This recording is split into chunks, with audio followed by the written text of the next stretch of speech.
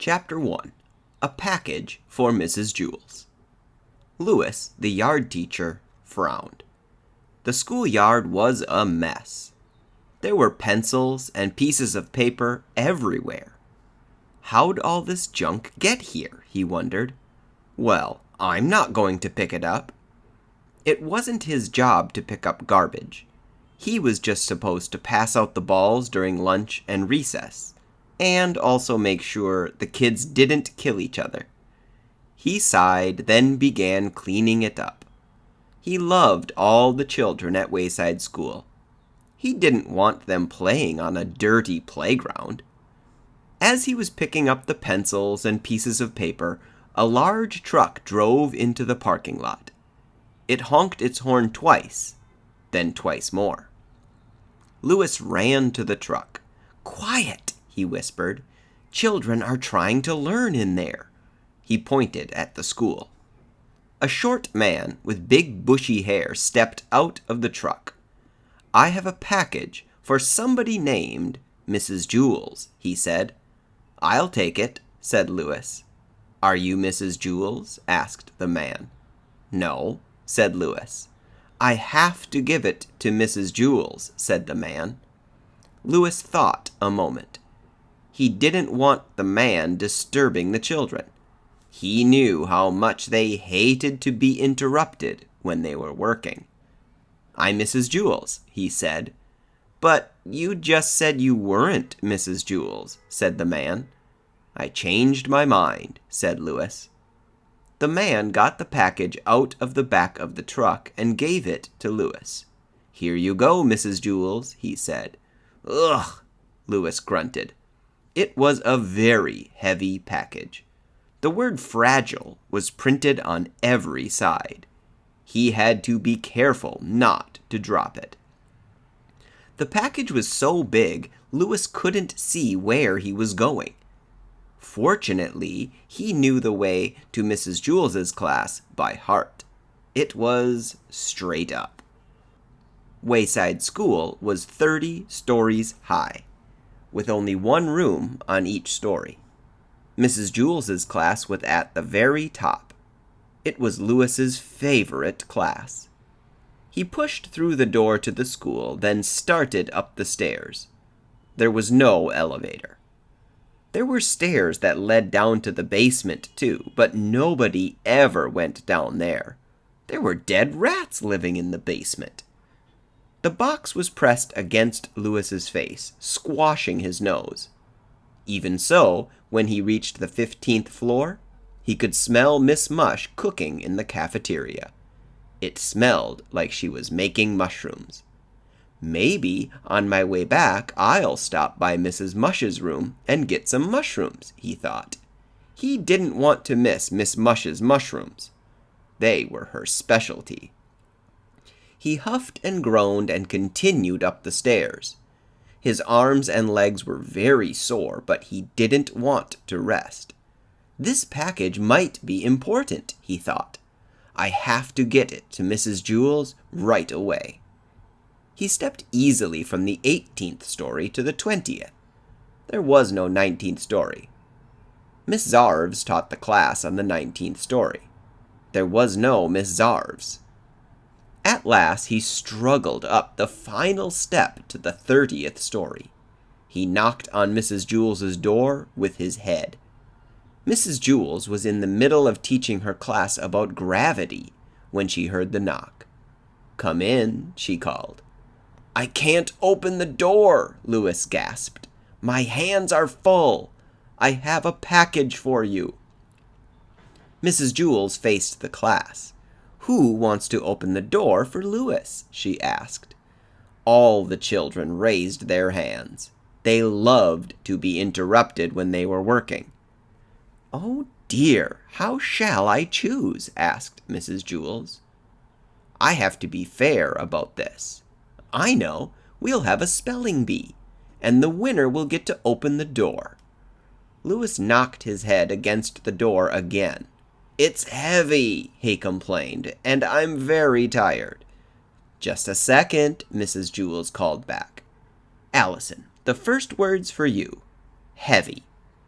"Heavy," said Allison. Heavy. Heavy. Very good. Jason, you're next. Tired. Tired, said Jason. Sleepy. Tired. Louis felt the package slipping from his sweaty fingers. He shifted his weight to get a better grip. The corners of the box dug into the sides of his arms. He felt his hands go numb. Actually, he didn't feel them go numb. Jenny. Package. Package, said Jenny. Box. Package. Excellent, said Mrs. Jewls. Louis felt like he was going to faint. At last, John opened the door. I won the spelling bee, Louis, he said. Very good, John, muttered Louis. Aren't you going to shake my hand? Asked John. Louis shifted the box to one arm, quickly shook John's hand, then grabbed the box again and staggered into the room. Where do you want it, Mrs. Jewls? He asked. I don't know, said Mrs. Jewls. What is it? I don't know, said Louis. I'll have to put it down someplace so you can open it. But how can I tell you where to put it until I know what it is? Asked Mrs. Jewls. You might put it in the wrong place. So Louis held the box as Mrs. Jewls stood on a chair next to him and tore open the top. His legs wobbled beneath him. It's a computer, exclaimed Mrs. Jewls. Everybody booed. What's the matter? Asked Louis. I thought everyone loved computers. We don't want it, Louis, said Eric Bacon. Take it back, Jack, said Terence. Get that piece of junk out of here, said Mauricia. Now, don't be that way, said Mrs. Jewls. The computer will help us learn. It's a lot quicker than a pencil and paper. But the quicker we learn, the more work we have to do, complained Todd. You may set it over there on the counter, Louis, said Mrs. Jewls. Louis set the computer on the counter next to Sherry's desk. Then he collapsed on the floor. Now watch closely, said Mrs. Jewls. Everyone gathered around the new computer. It had a full-color monitor and 2 disk drives. Mrs. Jewls pushed it out the window. They all watched it fall and smash against the sidewalk. See, said Mrs. Jewls. That's gravity. Oh, now I get it, said Joe. Thank you, Louis, said Mrs. Jewls. I've been trying to teach them about gravity all morning. We had been using pencils and pieces of paper, but the computer was a lot quicker. Chapter 2. Mark Miller. Mrs. Jewls rang her cowbell. I would like you to meet Mark Miller, she said. He and his family just moved here all the way from Macedonia. Everybody stared at the new kid. He stood at the front of the room. His knees were shaking. He hated having to stand in front of the class. It was as if Mrs. Jewls had brought him in for show and tell. He felt like some kind of weirdo. He just wanted to sit at a desk and be like everybody else. But worst of all, his name wasn't Mark Miller. He was Benjamin Nushmut. And he had moved from Hempleton, not Macedonia. But he was too scared to mention that to Mrs. Jewls. He was afraid to correct a teacher. Why don't you tell the class a little bit about yourself, Mark? Suggested Mrs. Jewls. Benjamin didn't know what to say. He wished he really was Mark Miller. Mark Miller wouldn't be scared, he thought. He'd probably have lots to say. Everyone would like him. Nobody would think Mark Miller was weird. Well, I guess we'd better find you a place to sit, said Mrs. Jewls. She put him at the empty desk between Todd and Bebe. Hi, Mark, said Todd. I'm Todd. You'll like Mrs. Jewls. She's the nicest teacher in the school. Todd, no talking, said Mrs. Jewls. Go write your name on the blackboard under the word discipline." "Hi, Mark," said Bebe. "I'm Bebe Gunn." "Hi," Benjamin said quietly. He decided he'd have to tell Mrs. Jewls his real name at recess. He cringed. He didn't know why, but for some reason he had trouble saying his own name. "And what's your name, little boy?" an adult would ask him. "Benjamin Nushmut," he'd answer. "What?" "Benjamin Nushmut." "What?" "Benjamin Nushmut." "What?" "Benjamin Nushmut." "What?" "Benjamin Nushmut." "Oh, nice to meet you, Benjamin." He never knew what it was that made the person suddenly understand. When the bell rang for recess, everyone charged out of the room. Benjamin slowly walked to Mrs. Jewls' desk. Somehow he had to tell her. Mrs. Jewls was sorting papers. "Oh, hello, Mark," she said. "How are you enjoying the class so far?" "Fine," said Benjamin. "Good. I'm glad to hear that," said Mrs. Jewls. Benjamin shrugged, then walked out of the room. If I had told her my name, she would have thought I was weird for not telling her sooner, he realized. He stood at the top of the stairs and looked down. Recess was only 10 minutes long. It didn't seem worth it to go all the way down and then come all the way back up. He didn't have any friends down there anyway. He had never been more unhappy in his whole life. He sat on the top step. "Mark Miller," he said out loud. It was an easy name to say. Mark Miller probably would have made lots of friends by now, he thought. Suddenly he heard a low rumble. Then the stairs began to shake. It felt like an earthquake. This whole stupid school is going to fall over, he thought. He put his head between his knees. The rumbling got worse. "I'm going to die and nobody will even know who I am," he worried. The new kid, Mark Miller, the weirdo. But it wasn't an earthquake. It was just all the kids running back up the stairs. "Hey, Mark, why are you sitting that way?" asked Dee Dee. "You look funny," said Ron. Benjamin looked up. "How come you weren't at recess?" asked Jason. "We looked everywhere for you." "Couldn't you find the playground?" asked Calvin. "It's just straight down," said Bebe. "You can't miss it." "But don't go in the basement," warned Sherry. "Whatever you do, don't go in the basement." "We'll go down together at lunch," said Todd. "That way you won't get lost." Benjamin smiled. He was glad everyone seemed to like him. Or at least they liked Mark Miller. He wondered if they'd like Benjamin Nushmut, too. "The bell has rung," said Mrs. Jewls, standing in the doorway. "Now everyone get inside." She made Todd put a check next to his name on the board for being late. Mrs. Jewls handed a stack of worksheets to Damien and asked him to pass them out to the rest of the class. Benjamin looked at his worksheet. At the top right corner there was a place to put his name. He didn't know which name to put there, Mark Miller or Benjamin Nushmut. He left it blank and started working on the first problem. Lewis, the yard teacher, entered the room carrying a white paper sack. "Benjamin forgot his lunch," he said. "His mother just brought it." "Who?" asked Mrs. Jewls. "Benjamin," said Lewis.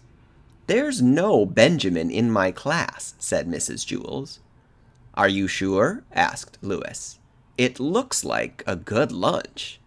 "I know the names of the children in my class," Mrs. Jewls said indignantly. "Well, I'll just leave it here until I figure this out," said Lewis. He left the lunch on Mrs. Jewls' desk and walked out of the room. Benjamin frowned. He looked at the white paper sack on Mrs. Jewls' desk. He couldn't tell Mrs. Jewls his real name now. She'd think he was making it up just to get a free lunch. He wrote Mark Miller at the top of his worksheet. But one of these days he knew he'd have to tell her his real name. Chapter 3. Bebe's Baby Brother. Mrs. Jewls asked Damien to pass back the homework. Bebe Gunn waited nervously. Except for art, her grades had not been very good lately.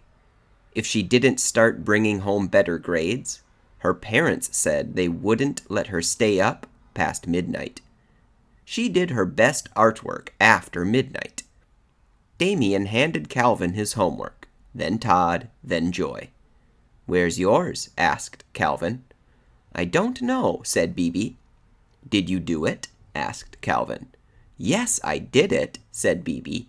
"I worked extra hard on it. I hope Mrs. Jewls didn't lose it."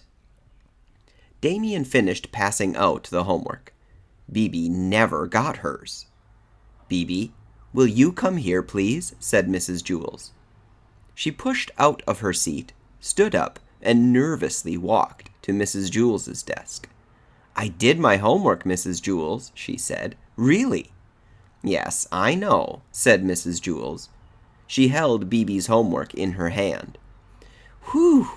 Bebe sighed with relief. "I was afraid you lost it." "No, I didn't lose it," Mrs. Jewls said sternly. She showed the back of the paper to Bebe. Someone had written, "Mrs. Jewls is as fat as a hippopotamus. And she smells like one, too." "I didn't write that," exclaimed Bebe. "I love the way you smell." Mrs. Jewls smiled. "But if you didn't write it, who did?" "Ray," Bebe instantly replied. "Who's Ray?" "He's my little brother, Ray Gunn. He must have snuck into my room after I was asleep. He's always playing mean tricks on me. He knew how hard I worked on my homework." "Well, we'll show Ray," said Mrs. Jewls. She gave Bebe an A+. "There. I don't think he'll try that again." "Thanks," said Bebe. "You may have a Tootsie Roll Pop, too," said Mrs. Jewls. Bebe took a Tootsie Roll Pop out of the coffee can on Mrs. Jewls's desk, then returned to her seat. She proudly showed Calvin her A+. The next day, Mrs. Jewls asked Damien to hand back another batch of homework. "How come Damien always gets to do everything?" griped Kathy. "I'm sorry, Kathy," said Mrs. Jewls. "Would you like to pass back the homework?" "No," grumped Kathy. "I'm not your slave." Damien passed out the homework. Again, Bebe didn't get hers. Mrs. Jewls called her to her desk. On the back of her homework, someone had written, "Mrs. Jewls has a head full of oatmeal, and it leaks out her ears." "I didn't write it," said Bebe. "Ray?" asked Mrs. Jewls. Bebe nodded. "Why don't you start checking the back of your homework?" suggested Mrs. Jewls. "I did when I woke up," said Bebe. "He must have done it after breakfast, while I was brushing my teeth. We had oatmeal for breakfast." She shook her head. "I won't brush my teeth any more." "You have to brush your teeth," said Mrs. Jewls. "My parents think he's such a little angel," Bebe complained. "He's always wrecking things. And then I'm always the one who gets in trouble. Why can't you be more like Ray, they say. Yesterday, he threw all my underwear out the window. Then my mother yelled at me for it. She wouldn't believe that her little darling son would do something like that." Mrs. Jewls gave Bebe another A+ and another Tootsie Roll Pop. For Friday, everyone had to write a report and read it to the class. Bebe wrote her report about George Washington. She stood at the front of the room and read it out loud. George Washington never told a lie. Not like Mrs. Jewls. She lies all the time. That's why her nose is so big. And she snores when she sleeps, so Mr. Jewls has to wear earplugs. Everyone was laughing. Bebe stopped reading. "What's so funny?" she asked. "Come here," said Mrs. Jewls. Bebe shrugged, then walked to Mrs. Jewls's desk. Mrs. Jewls showed her what she had just read. "Did I just read that out loud?" Bebe asked. Mrs. Jewls nodded. "I was just reading it," Bebe explained. "I wasn't listening." "It was Ray again, wasn't it?" asked Mrs. Jewls. "Had to be," said Bebe. "Yesterday he put toothpaste in my socks. Then my mother got mad at me for making a mess and wasting toothpaste." Bebe got an A+ on her report and another Tootsie Roll Pop. After school, Mrs. Jewls called Bebe's mother on the phone. "Hello, Mrs. Gunn. This is Mrs. Jewls from Wayside School." "What's Bebe done now?" asked Mrs. Gunn. "Bebe hasn't done anything wrong," said Mrs. Jewls. "She's a wonderful girl." "Well, that's a surprise," said Mrs. Gunn. "She's always causing trouble at home." "I wanted to talk to you about that," said Mrs. Jewls. "I think you're being unfair to Bebe. I think she often gets into trouble when really Ray is to blame." "Ray?" asked Mrs. Gunn. "Yes, I know you think he's a perfect angel," said Mrs. Jewls, "but some children can be angels on the outside and devils underneath." "Yes, that sounds like Bebe," said Mrs. Gunn. "I'm not talking about Bebe. I'm talking about Ray." "Ray?" asked Bebe's mother. "Who's Ray?" Chapter 4. Homework. Mrs. Jewls was teaching the class about fractions and decimals. She explained that 0.5 was the same as 1/2. Mac raised his hand. Mrs. Jewls pretended not to see him.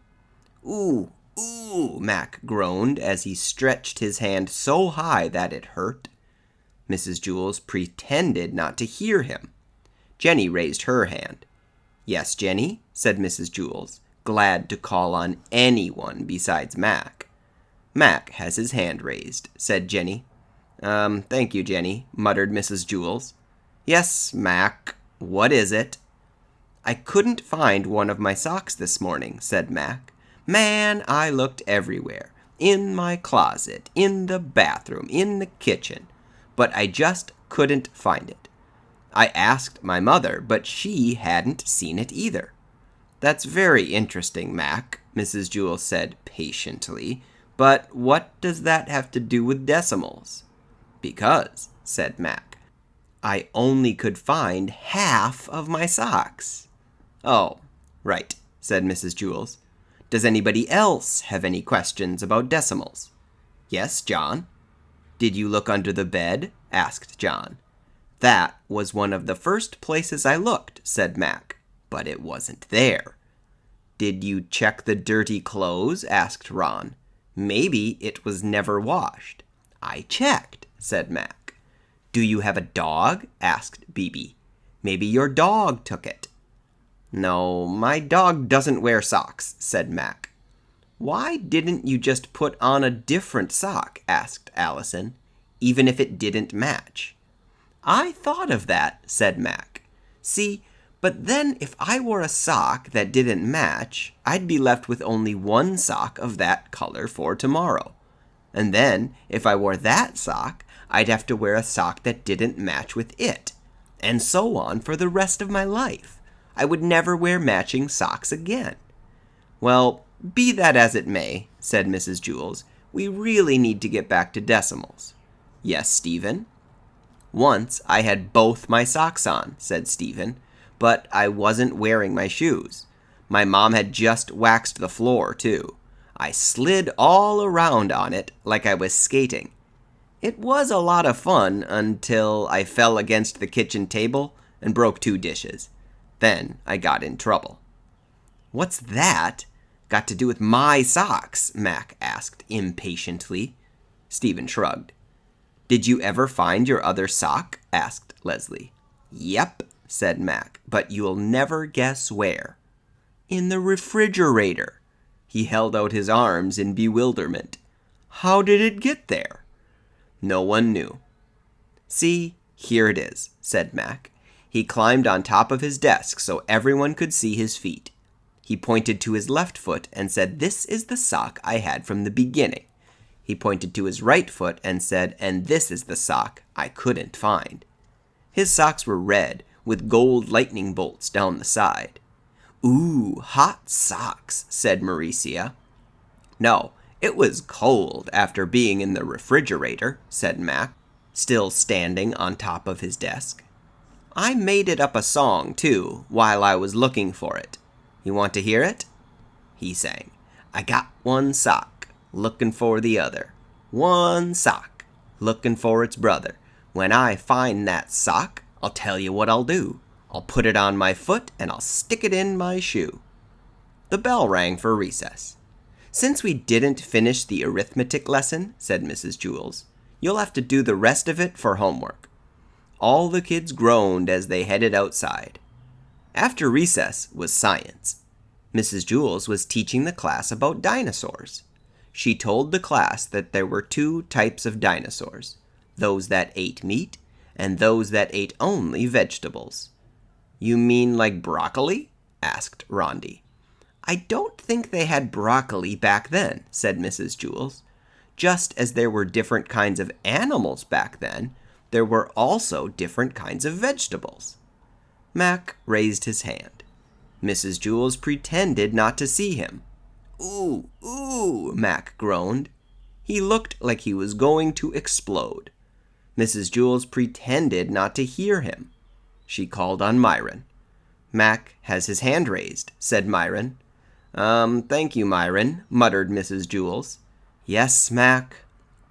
"My uncle grew the biggest watermelon you ever saw in your whole life. Man, it was huge. It was so heavy I couldn't even lift it." "Mac, what does this have to do with dinosaurs?" asked Mrs. Jewls. "Because that must have been the kind of watermelon that dinosaurs ate," said Mac. "Did you eat it?" asked DJ. "Not all of it," said Mac, shaking his head. "Whew, it was too big for me, and I love watermelon." "What did it taste like?" asked Mauricia. "Delicious," said Mac, "but lots of seeds. You shouldn't eat the seeds. Otherwise, a watermelon might grow inside your stomach. I once heard about a lady who was so fat that everyone thought she was going to have a baby. But she didn't have a baby. She had a watermelon." "Was it a boy or a girl?" asked Joy. Everyone laughed. Mrs. Jewls never finished her lesson about dinosaurs, so she had to assign it for homework. After school, Mac walked home with his girlfriend Nancy. Nancy's class was on the 23rd floor of Wayside. Mac carried his arithmetic book, his science book, his reading book, his language book, and his spelling book. Nancy didn't have any books. "I'll carry your books for you, Mac," she offered. Mac gave Nancy his books. "Don't you have any homework?" he asked. She shook her head. "Man, it's unfair," said Mac. "Mrs. Jewls assigns more homework than any other teacher in Wayside School." Chapter 5. Another story about socks. Sherry brought a hobo to school for show and tell. They stood side by side at the front of the room. "This is a hobo," said Sherry. "I found him on the way to school." "Ooh, how neat," said Mauricia. The hobo had long, dirty hair and a scraggly beard. His shirt was covered with stains. His pants had lots of colorful patches. His coat was too big for him, but it wasn't as big as Sherry's coat. Sherry was a little girl, but she wore the biggest coat in all of Wayside School. The hobo wore old black shoes that also looked like they were too big for him, but that might have been because he wasn't wearing any socks. "Tell the class something about your hobo," said Mrs. Jewls. "His name is Bob," said Sherry. "I heard him ask a lady for spare change. The lady told him to take a bath. I tried to give him a quarter, but he said he never took money from kids. He said he likes kids a lot. He said he was once a kid himself. Does anybody have any questions they'd like to ask Hobo Bob? Asked Mrs. Jewls. All the children raised their hands. The hobo looked around the room. Yes, you, he said, pointing at Jason. When's the last time you took a bath? Asked Jason. I never take baths, said the hobo. Oh, wow, said Jason. You're lucky. What about a shower? Asked Myron. I just walk outside in the rain, said the hobo. When it rains, I have to go inside, complained Myron. Where do you live? Asked Joe. All over, said Bob. In the winter, I jump on a southbound train and ride until it's warm enough to jump off. In the summer, I go north, where it's not too hot. How come you're not wearing any socks? Asked Leslie. I don't believe in socks, said Bob. Yes, the boy in the green shirt. Were you really a kid once? Asked Todd. Yep, said Bob. Did you get in trouble a lot? Asked Todd. No, I never got in trouble, said Bob. Todd smiled and nodded his head. Did you like to pull girls' pigtails? Asked Paul. Of course, said Bob. Who doesn't? Did you like ice cream? Asked Mauricia. I loved it, said Bob. What's your favorite subject? Asked Jenny.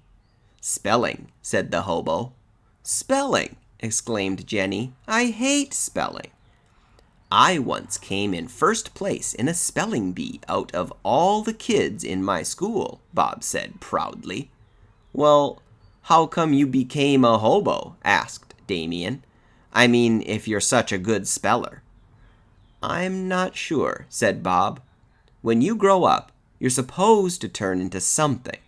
Some kids turn into dentists, others turn into bank presidents. I didn't turn into anything, so I became a hobo. Did you ever try to get a job? Asked Calvin. I tried, said Bob, but nobody would hire me because I didn't wear socks. So why didn't you just wear socks? Asked Eric Fry. I told you, I don't believe in socks. Yes, the girl with the cute front teeth. Rondi lowered her hand. She was missing her 2 front teeth.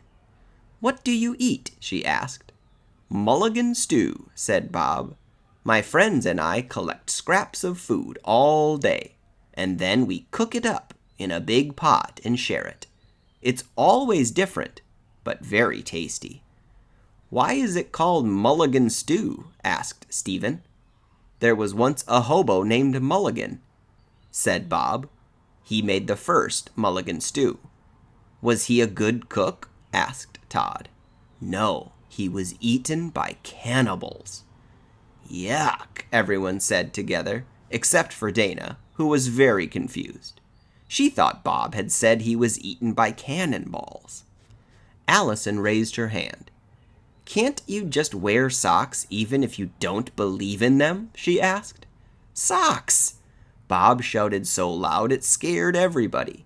Is that all you kids ever talk about? Socks, socks, socks. Albert Einstein didn't wear any socks. Why should I? Who's Albert Einstein? Asked Eric Ovens. Mrs. Jewls answered that question. She said, Albert Einstein was the smartest man who ever lived. Was he also a hobo? Asked DJ. No, he was a great scientist, said Mrs. Jewls. Why didn't Albert Einstein wear socks? Asked Joy. Because socks make you stupid, said Bob. That's not true, said Mrs. Jewls. Albert Einstein was just too busy thinking about big, important things to remember to put on his socks. Maybe, said Bob. But remember I told you I won the school spelling bee? Well, the day I won it, I forgot to wear socks. Think about it. Everyone thought about it. So after that, I never wore socks again, said Bob. Mac raised his hand. Once, I could only find one of my socks, he said. Man, I looked everywhere for it. Under the bed, In the bathroom. You'll never guess where I finally found it. In the refrigerator, said Bob. Mac's mouth dropped open. How do you know? Bob shrugged. Where else? Everyone had lots more questions for Hobo Bob, but Mrs. Jewls rang her cowbell. Show and tell is over, she announced. Let's all thank Bob. Thank you, Bob, everyone said together. You're welcome, he replied. Do you know the way out of the school? Asked Sherry. I'm not sure, said Bob. Just go straight down the stairs, said Sherry. Thank you, said Bob. But don't go in the basement, warned Sherry. I won't, said Bob. He shook Sherry's hand, then waved goodbye to the rest of the class and headed out the door. Everybody waved back. Sherry returned to her seat. It was time for their weekly spelling test. Everyone, take out a piece of paper and a pencil, said Mrs. Jewls. The first word is, wait a second, called Calvin. I'm not ready yet. Mrs. Jewls waited while all the children took off their socks. Chapter 6. Pigtails. Hi, Leslie, said Paul. Hi, Paul, said Leslie. They were friends now. Paul hadn't pulled either of her pigtails for a long time. Paul sat in the desk behind Leslie. Once, a long time ago, he had pulled Leslie's pigtails. It felt great. That is, Paul thought it felt great. Leslie didn't think it felt too good. But that was earlier in the year, when Paul was younger and immature. Now he knew better. Still, her two long brown pigtails hung in front of his face all day, every day. The bell rang for recess. Leslie, said Paul, can I talk to you a second? Sure, Paul, said Leslie. They were alone in the room. All the other kids had rushed down the stairs. Mrs. Jewls had run to the teacher's lounge. I've been good, right? Asked Paul. I haven't pulled one of your pigtails in a long time, have I? So what do you want, a medal? Asked Leslie. Paul chuckled. No, well, can I ask you something? Sure, said Leslie. Paul took a breath. May I pull just one of your pigtails? He asked. Please? No, said Leslie. Please? Paul begged. I won't pull it hard. No one will have to know. Please? Please? I wouldn't ask if it wasn't important. Please? You're sick, exclaimed Leslie. Paul lowered his head. I'm sorry, he said. You're right. I don't know what came over me. I won't ask again. Good, said Leslie. She shook her head in disgust. Paul watched her pigtails waggle. Can I just touch one? He asked. I won't even pull it, I promise. No. What's wrong with just touching one? Paul asked. Yuck. You're gross, said Leslie as she turned and marched out of the room. As Paul watched her go, her pigtails seemed to wave goodbye to him.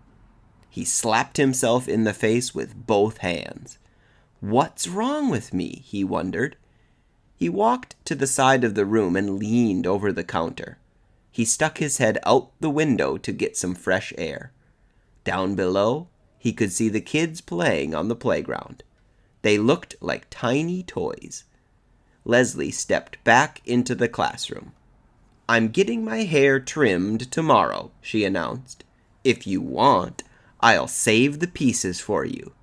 It'll just be some split ends. Paul was so excited he forgot where he was. He quickly raised his head.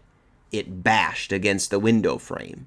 Then he bounced forward and toppled out the window.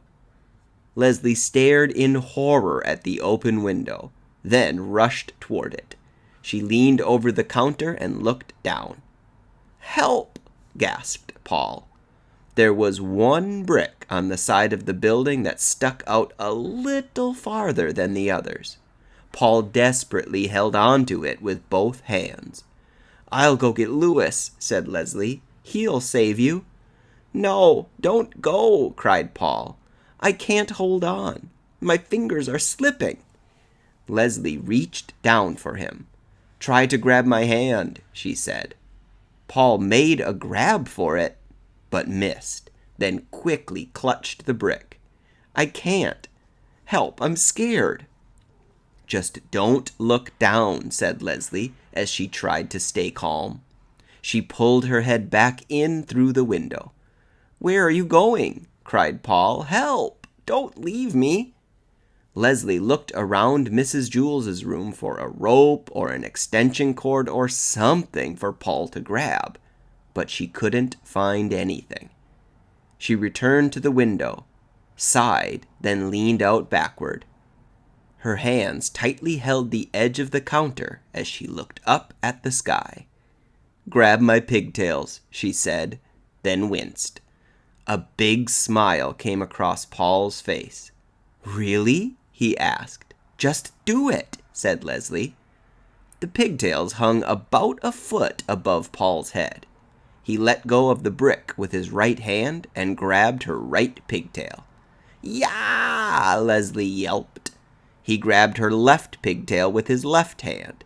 "Yah!" she screamed. "Okay, pull me in," said Paul. His legs dangled beneath him. Leslie's eyes watered in pain as she tried to step away from the window. "I can't," she groaned. "You're too heavy." Paul swung his legs up against the side of the building. "Try now."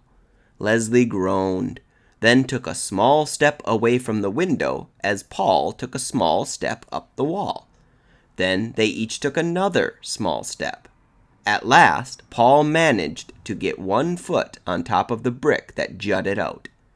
Leslie pulled her head inside the window. As she took another step, Paul let go of one pigtail and grabbed the windowsill. Leslie took another step, pulling Paul the rest of the way through. They both collapsed on the floor, tired and sore. "Oh, my head hurts," said Leslie. "Wow, you saved my life," said Paul. "Well, don't worry. Someday I'll save yours." "You don't have to," said Leslie. "Just don't pull my pigtails anymore." "I won't," said Paul. Suddenly, he laughed. "What's so funny?" asked Leslie. "This time, your pigtails pulled me." Chapter 7. Freedom. Myron crumbled a cracker on the windowsill next to his desk, then looked away. He knew oddly came only when nobody was looking. A little while later, a bird landed on the windowsill and ate the crumbs. Myron watched him out of the corner of his eye. He was a black bird with a pink breast. Myron had named him Oddly. "Is that your dumb bird again?" asked Kathy.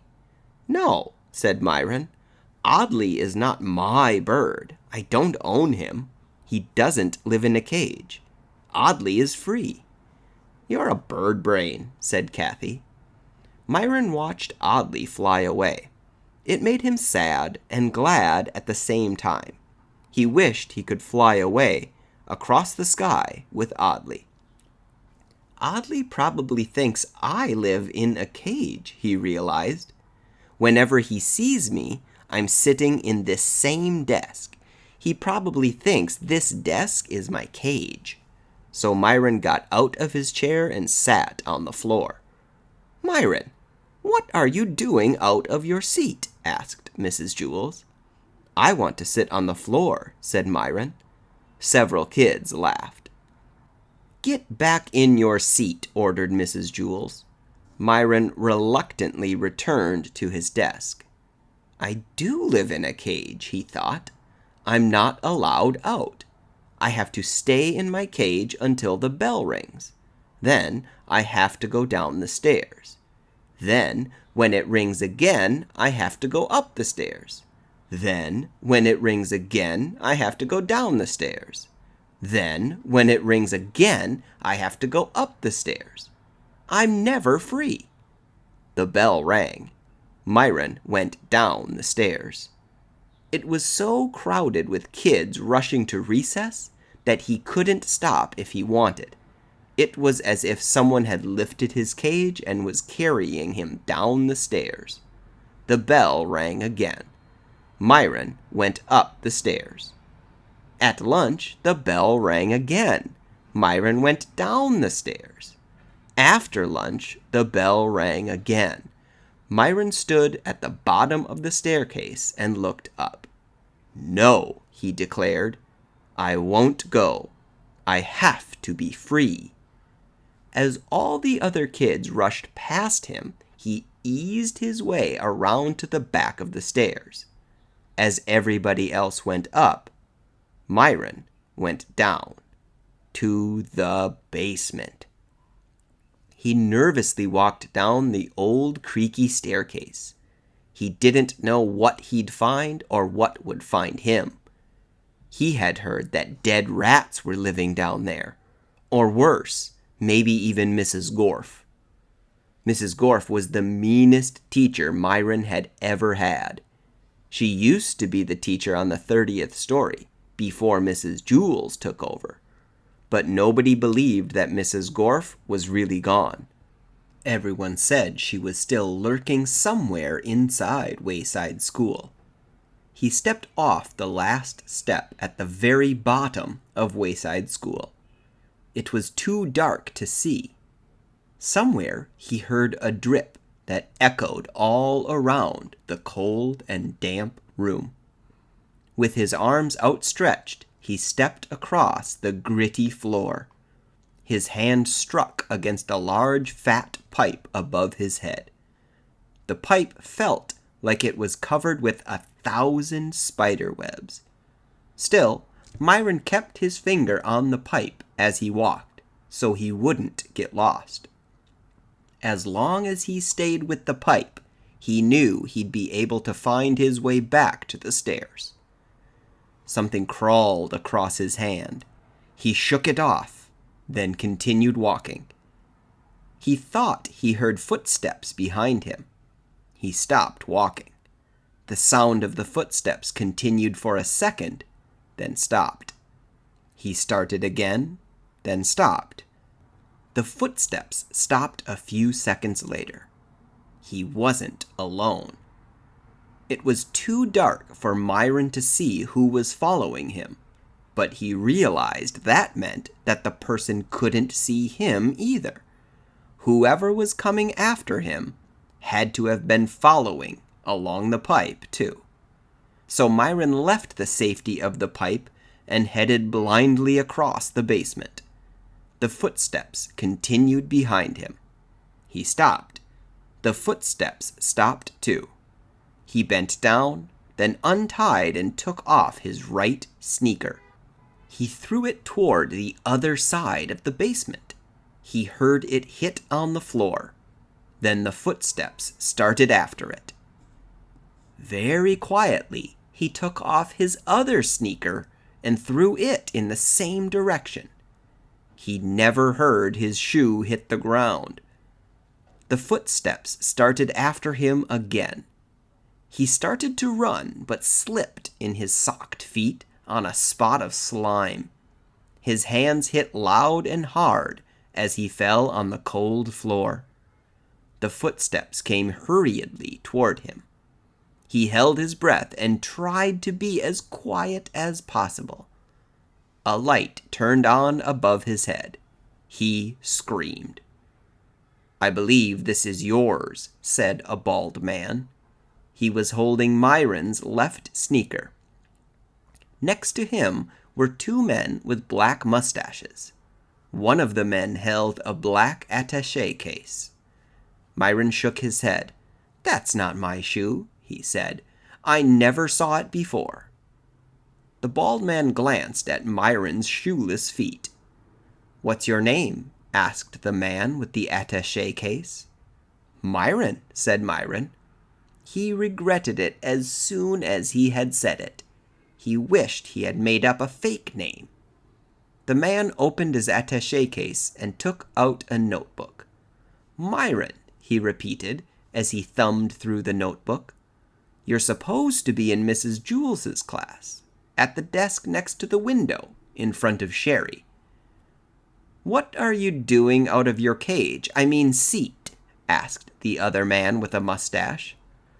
I just wanted to be free, chirped Myron. Please don't hurt me. If you let me go back to Mrs. Jewls's room, I'll never come down here again.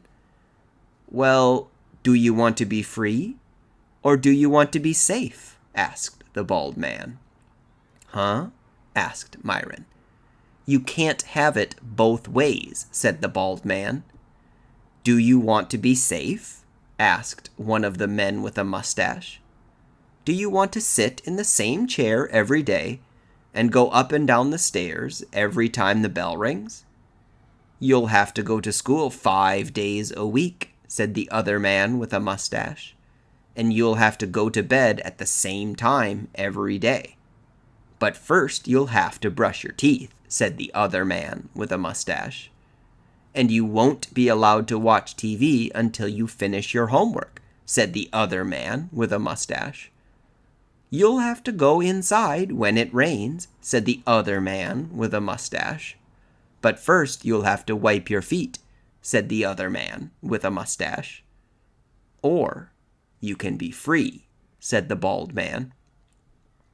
The man took a pencil and a piece of paper out of his attaché case.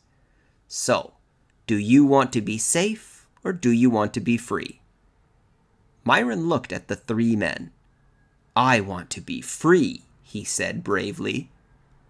The man with the attaché case wrote something on a piece of paper and gave it to Myron. Sign here, he said. Myron couldn't read the piece of paper. It was written in some kind of foreign language. He signed his name. The man took the paper and pencil from Myron and put them back into his attaché case. Okay, you're free, he said. Good luck, Myron, said the bald man. Here, I think you'll need this. He gave Myron his left sneaker, then reached up and pulled the chain. The light turned off. Myron found himself alone in the darkness. He put his shoe back on, then hopped across the basement floor. He had no idea how to get back. At last, his hand hit against a pipe, but he still didn't know which way to follow it, left or right. He didn't even know if it was the right pipe. He turned left and continued hopping, keeping his finger on the pipe. He was just about ready to turn around and try the other way when he nearly fell over the bottom stair. He hopped up the stairs and continued hopping all the way up to Mrs. Jewls's room. He was tired, sore, and dirty. You're late, Myron, said Mrs. Jewls. Go write your name under discipline, then return to your seat for the arithmetic test. But Myron didn't feel like taking an arithmetic test, and he definitely didn't want to write his name on the board. So he sat on the floor, and there was nothing Mrs. Jewls could do about it. He was free. After school, Mrs. Jewls found Myron's other sneaker in the teacher's lounge in the refrigerator. Chapter 8. The Best Part. Todd brought a toy to school. It was a cute, adorable puppy dog. Everyone who saw it said, "Aw." "Aw," said Jenny. "He has such a sweet face." "Aw," said Stephen. "Look at her darling eyes." "Aw," said Dee Dee. "Isn't he the cutest puppy you've ever seen?" "Aw," said Calvin. "Isn't she adorable?" Joy sat at the desk behind Todd. Big deal, she thought. It's just a hunk of plastic that happens to look like a dog. But even though Joy didn't like Todd's toy, she decided to steal it. "Wait," said Todd. "Let me show you the best part." Before he could show them the best part, Mrs. Jewls rang her cowbell. "Take your seats," she commanded. "The bell has rung." All the children returned to their desks. "Todd, go write your name on the blackboard." Todd was the only one who had been in his seat, yet he was the one who had got in trouble. That was typical. Mrs. Jewls had a system. The first time someone got in trouble, he had to write his name on the blackboard under the word discipline. The second time he got in trouble, he had to put a check next to his name. And if he got in trouble a third time, he had to circle his name and then go home early at 12 o'clock on the kindergarten bus. Todd went home on the kindergarten bus every day. Some of the other kids thought he was lucky, but he wished just once he could make it to 12 o'clock without getting into trouble 3 times. He walked to the front of the room and wrote his name on the blackboard under the word discipline. While Todd was at the board, Joy reached over her desk and into Todd's. She felt around for the toy, but as she tried to lift it out, it caught on something and dropped to the floor. Todd returned to his seat. "Todd, is that your toy on the floor?" asked Mrs. Jewls. "Hey, how'd that get there?" asked Todd. "You know the rules, Todd," said Mrs. Jewls. "Toys must be kept inside your desk or else I take them. Now bring it here." Todd gave his toy to Mrs. Jewls. "Aw, how precious," cooed Mrs. Jewls. "He's the most lovable puppy I've ever seen." She kissed Todd's plastic puppy on its plastic nose. "I guess I can let you off this time," she said, "but try to keep him in your desk." She kissed Todd's toy again, then handed it back to him. "You can erase your name from the board, too." Todd could hardly believe it. For the first time ever, he erased his name from the board. As he headed back to his seat, Mrs. Jewls said, "Here, take a Tootsie Roll Pop, too, for the sweet puppy." Todd was amazed. So was Joy. Now, more than ever, she wanted that toy. Out at recess, everyone wanted to see Todd's toy. "It's magic," said Bebe. "It kept you from getting into trouble." "No, Mrs. Jewls is just a nice teacher," said Todd. "Here, let me show you the best part." He grabbed hold of the dog's tail and turned it like a crank. Suddenly, the cute floppy ears stood straight up. The mouth opened wide, and the teeth grew into sharp fangs. "Wow," breathed Dee Dee. Todd wasn't finished. He pulled the dog's nose and stretched out its face. The cheeks became thin and bony. The eyes were no longer sweet, but grim and frightening. "What a great toy," said Calvin. The cute little puppy had turned into a mean, hungry, man-eating wolf. "I still haven't shown you the best part," said Todd. But before he could show them the best part, the bell rang, and everyone ran up the stairs to class. "I've got to get that puppy dog," thought Joy, as she stared at the back of Todd's neck. "Then I'll never get in trouble again." She didn't know Todd's toy had changed into a man-eating wolf. Her lunchbox was on her lap. She quietly opened it and took out a carton of cranberry juice and a tiny straw. She stuck the straw into the carton and sucked up some juice into it. She waited for Mrs. Jewls to turn around, then blew the juice out of the straw. It splattered against Todd's neck. He slapped the back of his neck with his hand. Joy laughed to herself. She sucked up some more juice, took careful aim, and fired. Todd turned around, but Joy already had the straw out of her mouth and was looking down at her book. Todd rubbed his neck and faced front. Joy sucked up more juice and blew it onto Todd's neck. "Hey!" he shouted, turning around. "Leave me alone, Todd. I'm trying to work," said Joy. "Todd, what's the matter with you?" asked Mrs. Jewls. "I try to be nice, but you just take advantage. Now go write your name on the blackboard." Todd walked to the front of the room. He still thought Mrs. Jewls was the nicest teacher in the world. He looked up at the clock. It was almost 11.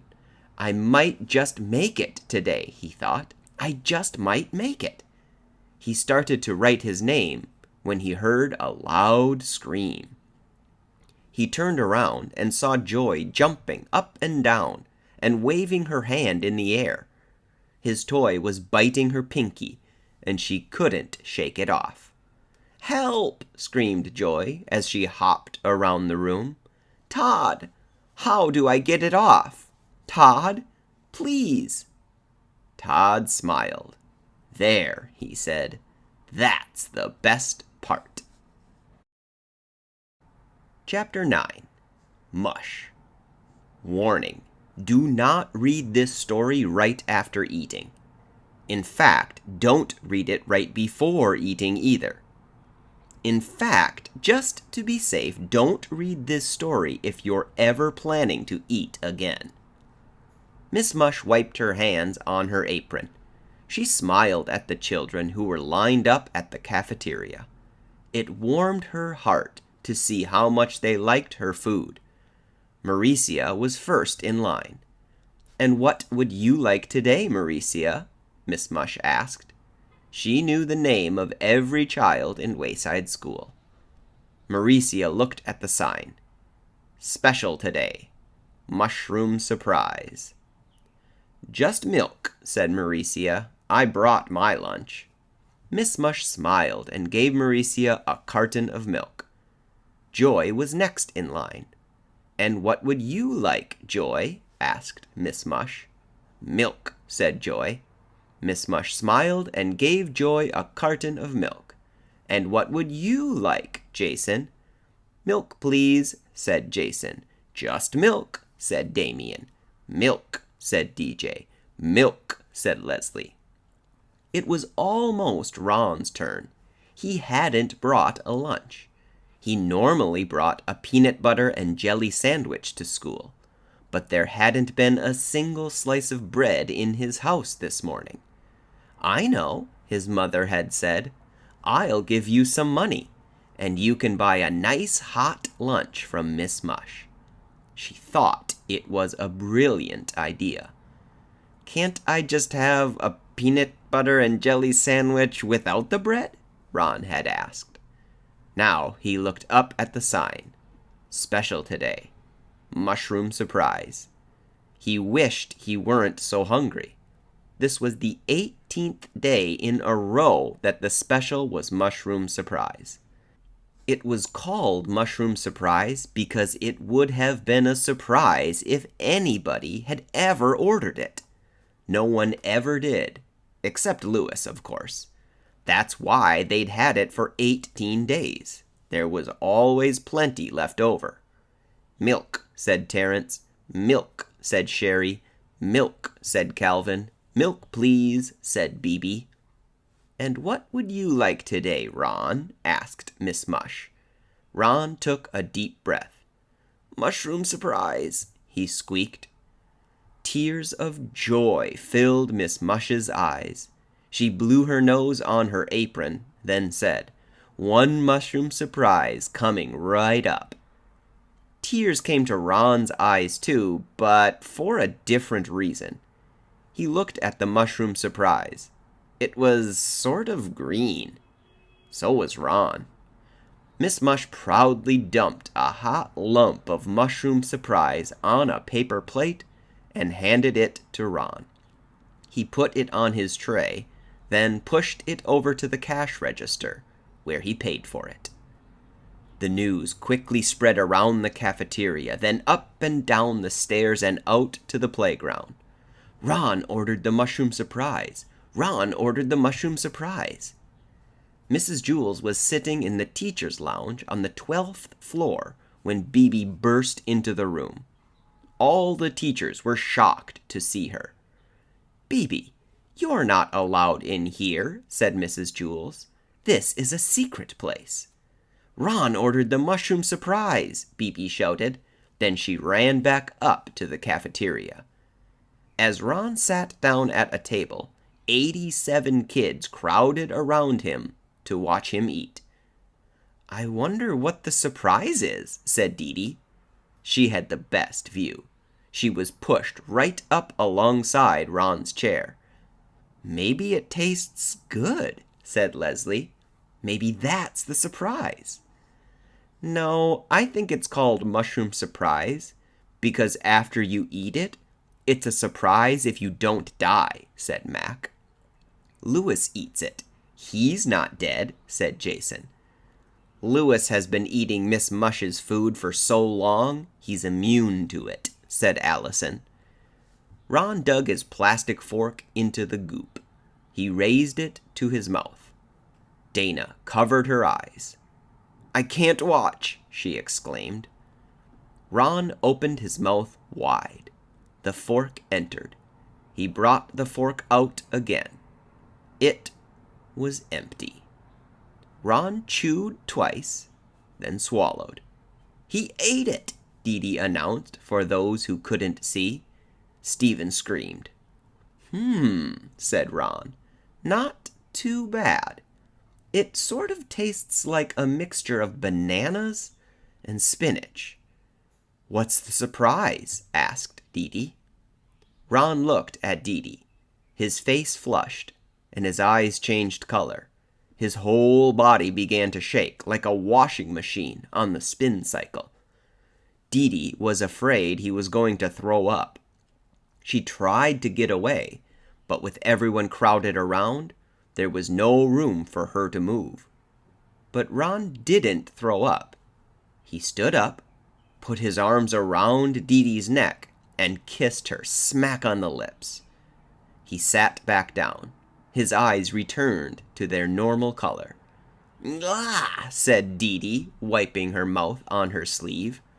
"What's the matter?" asked Ron. "Don't you know what you just did?" asked Allison. He shrugged. "I ate some mushroom surprise. It wasn't bad. Sort of like a mixture of a hot dog and grape jelly. I wonder what the surprise is." He dug his plastic fork back into the goop. Everybody ran away. When Mrs. Jewls entered the cafeteria, no one was there except for Ron. He was sitting alone at a table eating mushroom surprise. Mrs. Jewls sat down next to him. "Hi, Ron," she said. "So how does it taste? And what's the surprise?" Ron swallowed another mouthful. He looked at his teacher.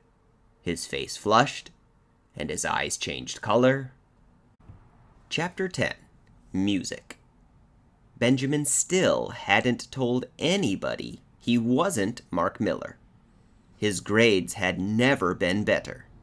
Mark Miller was a lot smarter than Benjamin Nushmut, he thought. When they chose up teams for kickball, he was always the first one picked. Mark Miller is a better kicker than Benjamin Nushmut, he realized. The girls in the class liked him too. Mark Miller is better looking than Benjamin Nushmut, he decided. But unfortunately, he knew he had to tell Mrs. Jewls his real name. He sighed, then slowly raised his hand. Mrs. Jewls gave him a tambourine. He had been so busy thinking about his problem, he hadn't noticed that Mrs. Jewls was passing out musical instruments.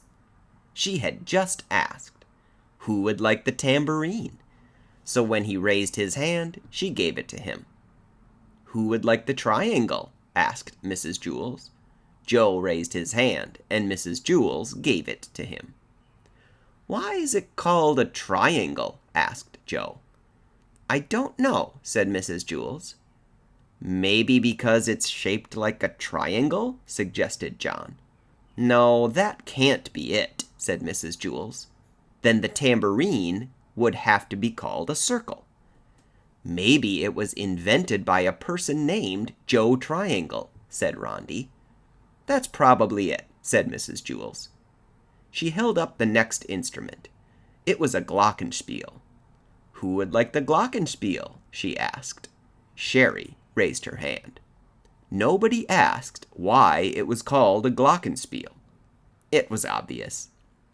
Mrs. Jewls gave the bells to Stephen. Why are they called bells? He asked. Nobody knew. Joy got the bongo drums. Todd got the bass drum. Jenny snared the snare drum. And Leslie got the kettle drum.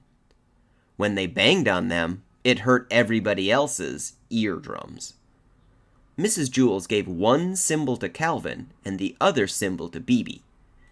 DJ got the gong. The three Erics got kazoos. Mrs. Jewls shouted, Uno, dos, tres, cuatro. The children all played their instruments. They shook, rattled, rocked, and rolled. Joy bonged her bongos. DJ gonged his gong. Sherry glockened her glockenspiel. Stephen jingled his bells. Calvin and Bebe slapped their cymbals together. And Joe's triangle went ting. But something didn't sound right. What's wrong, Mark? Mrs. Jewls shouted over the music. Why aren't you playing the tambourine? My name's not Mark, said Benjamin. It's Benjamin Nushmut. I'm sorry for not telling you before. What? Asked Mrs. Jewls. I can't hear you. My name isn't Mark, he said. It's Benjamin. Louder, said Mrs. Jewls. So everyone played louder. Todd bashed his bass drum. Leslie cooked on her kettle drum. Calvin and Bebe crashed their cymbals together. And Joe's triangle went ting. My name is Benjamin, shouted Benjamin. Mrs. Jewls put her hand to her ear. Louder, she said. So everyone played louder. DJ kabonged his gong. Joy chongoed her bongos. Paul splacked his castanets. Jenny spaghettied her snare drum. Calvin and Bebe whammered their cymbals. And Joe's triangle went ting. My name's Benjamin Nushmut, hollered Benjamin Nushmut. Louder, yelled Mrs. Jewls. So everyone played louder. The three Erics screamed into their kazoos. Calvin and Bebe ran to the opposite sides of the room with their cymbals, then charged toward each other. Suddenly, the door flew open and a man entered. Benjamin had never seen him before. The whole class became very quiet. It was Mr. Kidswatter, the principal. Calvin and Bebe screeched to a halt just in time. Their cymbals were less than an inch apart. Is something the matter, Mr. Kidswatter? Asked Mrs. Jewls. Several teachers have complained about your music, said Mr. Kidswatter. Their students are having trouble hearing. I understand, said Mrs. Jewls. Good, said Mr. Kidswatter. He walked out of the room. Okay, you heard Mr. Kidswatter, said Mrs. Jewls. We'll have to play louder so everyone can hear. Uno, dos, tres, cuatro. They shook, rattled, rocked, and rolled. Benjamin frampled his tambourine. Excellent, Mark, shouted Mrs. Jewls. He smiled. He had never played so well before. Mark Miller is a better musician than Benjamin Nushmut, he thought. Chapter 11. Kathy and DJ. Down on the playground, Kathy was singing her favorite song. Wayside School is falling down, falling down, falling down. Wayside School is falling down, my fair lady. Kids go splat as they hit the ground, hit the ground, hit the ground. Kids go splat as they hit the ground, my fair lady. DJ was walking across the playground with his head down. Hi, Dr. Jolly, said Louis. Louis called DJ Dr. Jolly because he was always smiling. But now DJ's smile was upside down. He looked up at Louis. Louis had never seen such a sad face. "What's wrong?" he asked. DJ just shook his head, then looked back down at the ground and sadly walked away. Louis felt like crying. "Hey, Louis, what's wrong with DJ?" asked Ron. "He's so sad," said Dee Dee. "I don't know," said Louis, shaking his head. "Hey, you guys want to play kickball?" "No, thanks," said Dee Dee. "I can't have fun when DJ is unhappy." "Me neither," said Ron. Across the playground, all the children quit their games when they saw DJ. Nobody could have fun when DJ looked so sad. Except Kathy. She sang, "Broken bones and blood and gore, blood and gore, blood and gore, broken bones and blood and gore, my fair lady. We don't have no school no more, school no more, school no more. We don't have no school no more, my fair lady." The bell rang. DJ sadly looked up at the school and sighed. "Hey, Deej, snap out of it," said Myron. DJ stared through his friend. "You want to walk up the stairs with us, Dojo?" asked Damien. DJ shook his head. "I need to be alone," he mumbled. Damien and Myron looked at each other, then started up the stairs, leaving their sad friend behind. DJ headed on up, but stopped halfway between the 9th and 10th floors and sat down. He lowered his face into his hands and cried. A moment later, someone burst out laughing. DJ opened his eyes and saw Kathy standing over him. "You shouldn't sit on the stairs, dumb jerk," said Kathy with glee. "I almost kicked you in the head." Kathy always called DJ dumb jerk. She didn't like DJ because he was always smiling. Now she was glad to see him so sad. "Hi, Kathy," said DJ. She plopped down on the stair next to him. "What happened?" she asked. "Did your dog die?" She laughed. DJ shook his head. "Are your parents getting divorced?" she asked hopefully. "Did your house burn down?" "No," said DJ. "My great-grandfather gave me a gold watch. It was over 100 years old.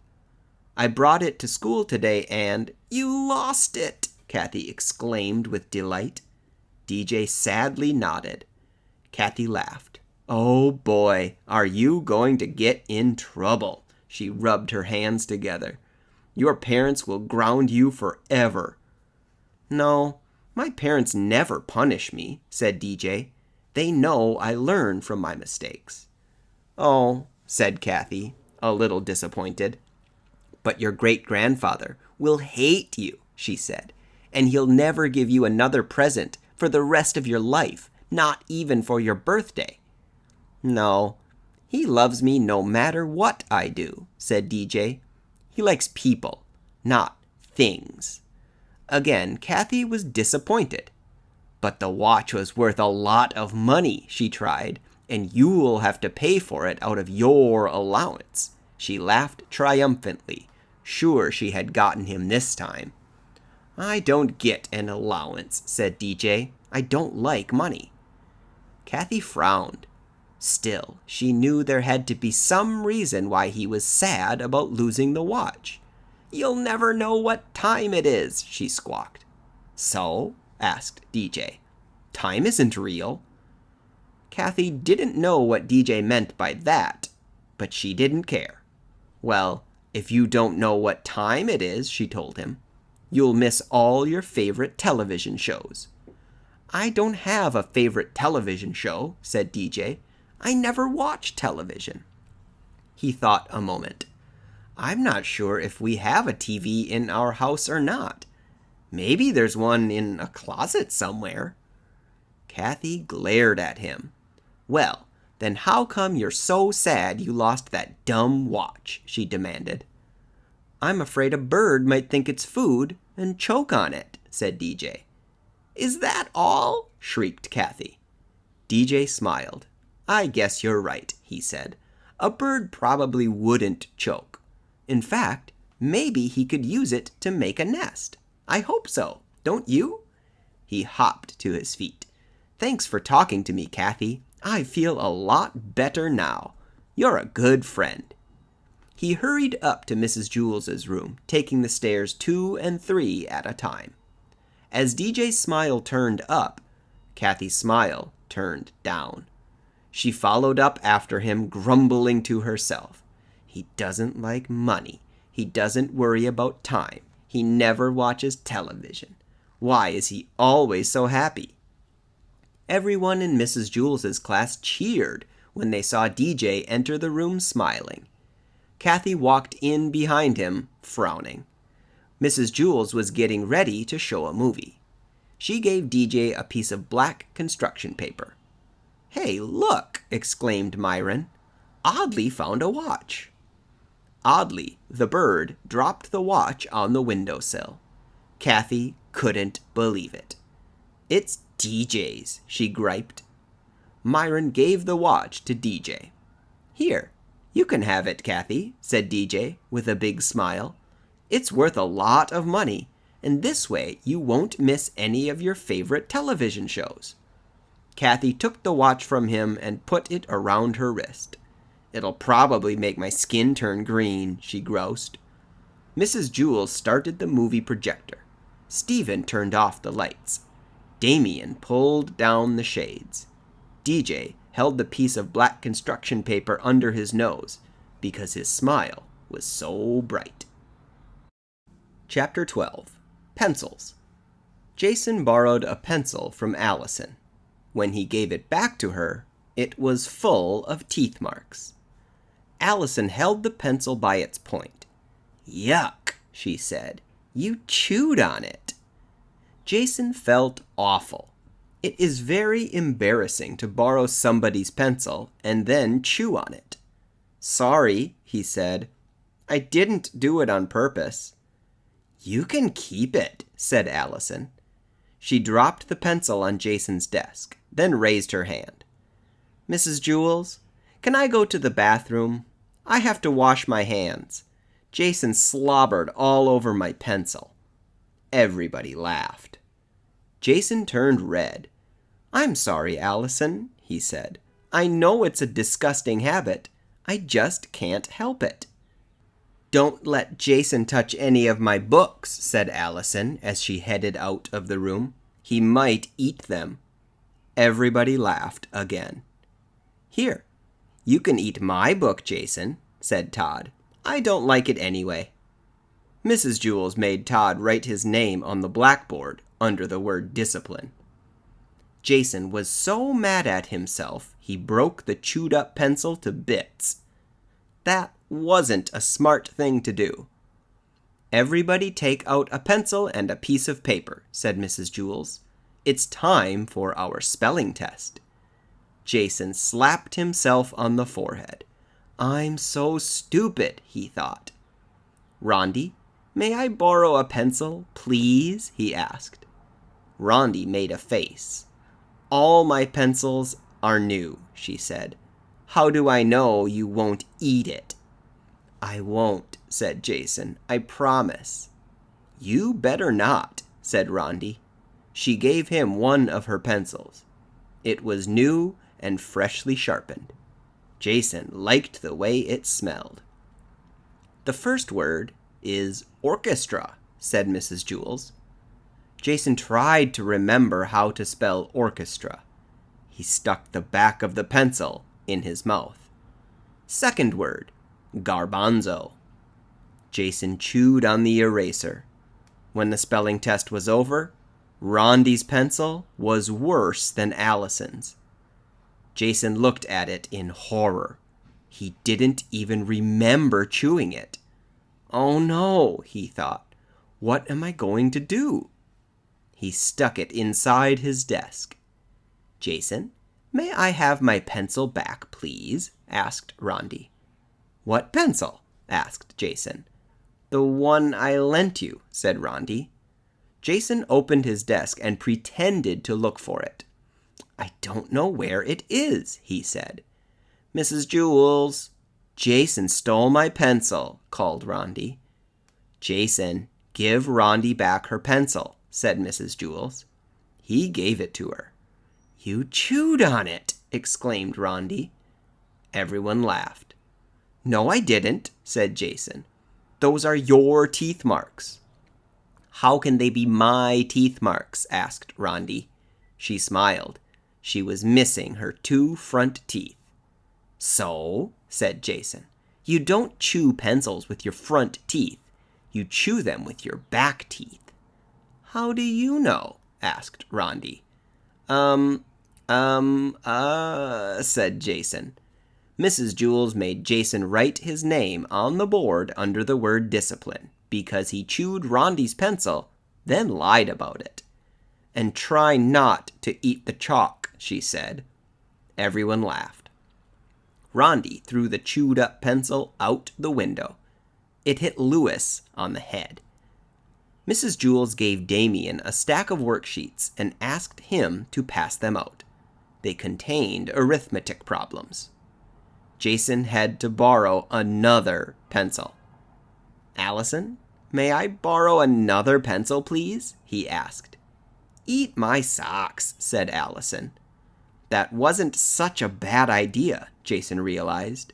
If he stuffed a sock in his mouth, he wouldn't be able to chew a pencil. Myron looked at his worksheet. I don't feel like doing this stuff, he said. Here, Jason, you can have my pencil. Thanks, Myron, said Jason. I promise not to chew it. He hoped he'd be able to keep his promise. He thought about asking Mrs. Jewls for a Tootsie Roll Pop. If I'm sucking on that, I won't chew Myron's pencil. And a Tootsie Roll Pop would probably taste better than Allison's socks.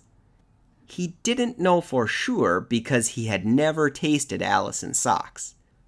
But before he could ask Mrs. Jewls called him. Jason, will you come here for a moment? She said. I think I know how to keep you from chewing pencils. Jason smiled as he walked to her desk. I like the purple ones, he told her.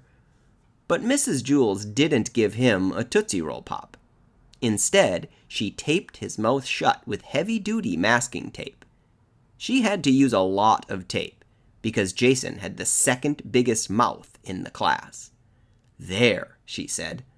Jason started back to his seat. Aren't you even going to say thank you? Asked Mrs. Jewls.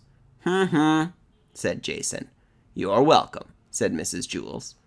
Hey, Jason, teased Allison. You look like a mummy. Don't sneeze, said Rondi. You'll blow your head off. They both laughed. Jason said back to them. It was a very bad thing to say. He wasn't supposed to use words like that. You better not pull the tape off, said Rondi. You might rip off your lips. They both laughed again. Jason had never been more embarrassed in his whole life. His ears burned as he set to work on the arithmetic problems. They were tough problems. Several times the pencil crashed against the tape, but the tape held firm. Mrs. Jewls was very proud of herself. Not only did the tape protect Myron's pencil, but Mrs. Jewls also noticed that Jason was quieter than he'd ever been. I should tape all their mouths shut, she thought. Then they'd all be so nice and quiet. It was such a good idea, she wondered why no other teacher had ever thought of it.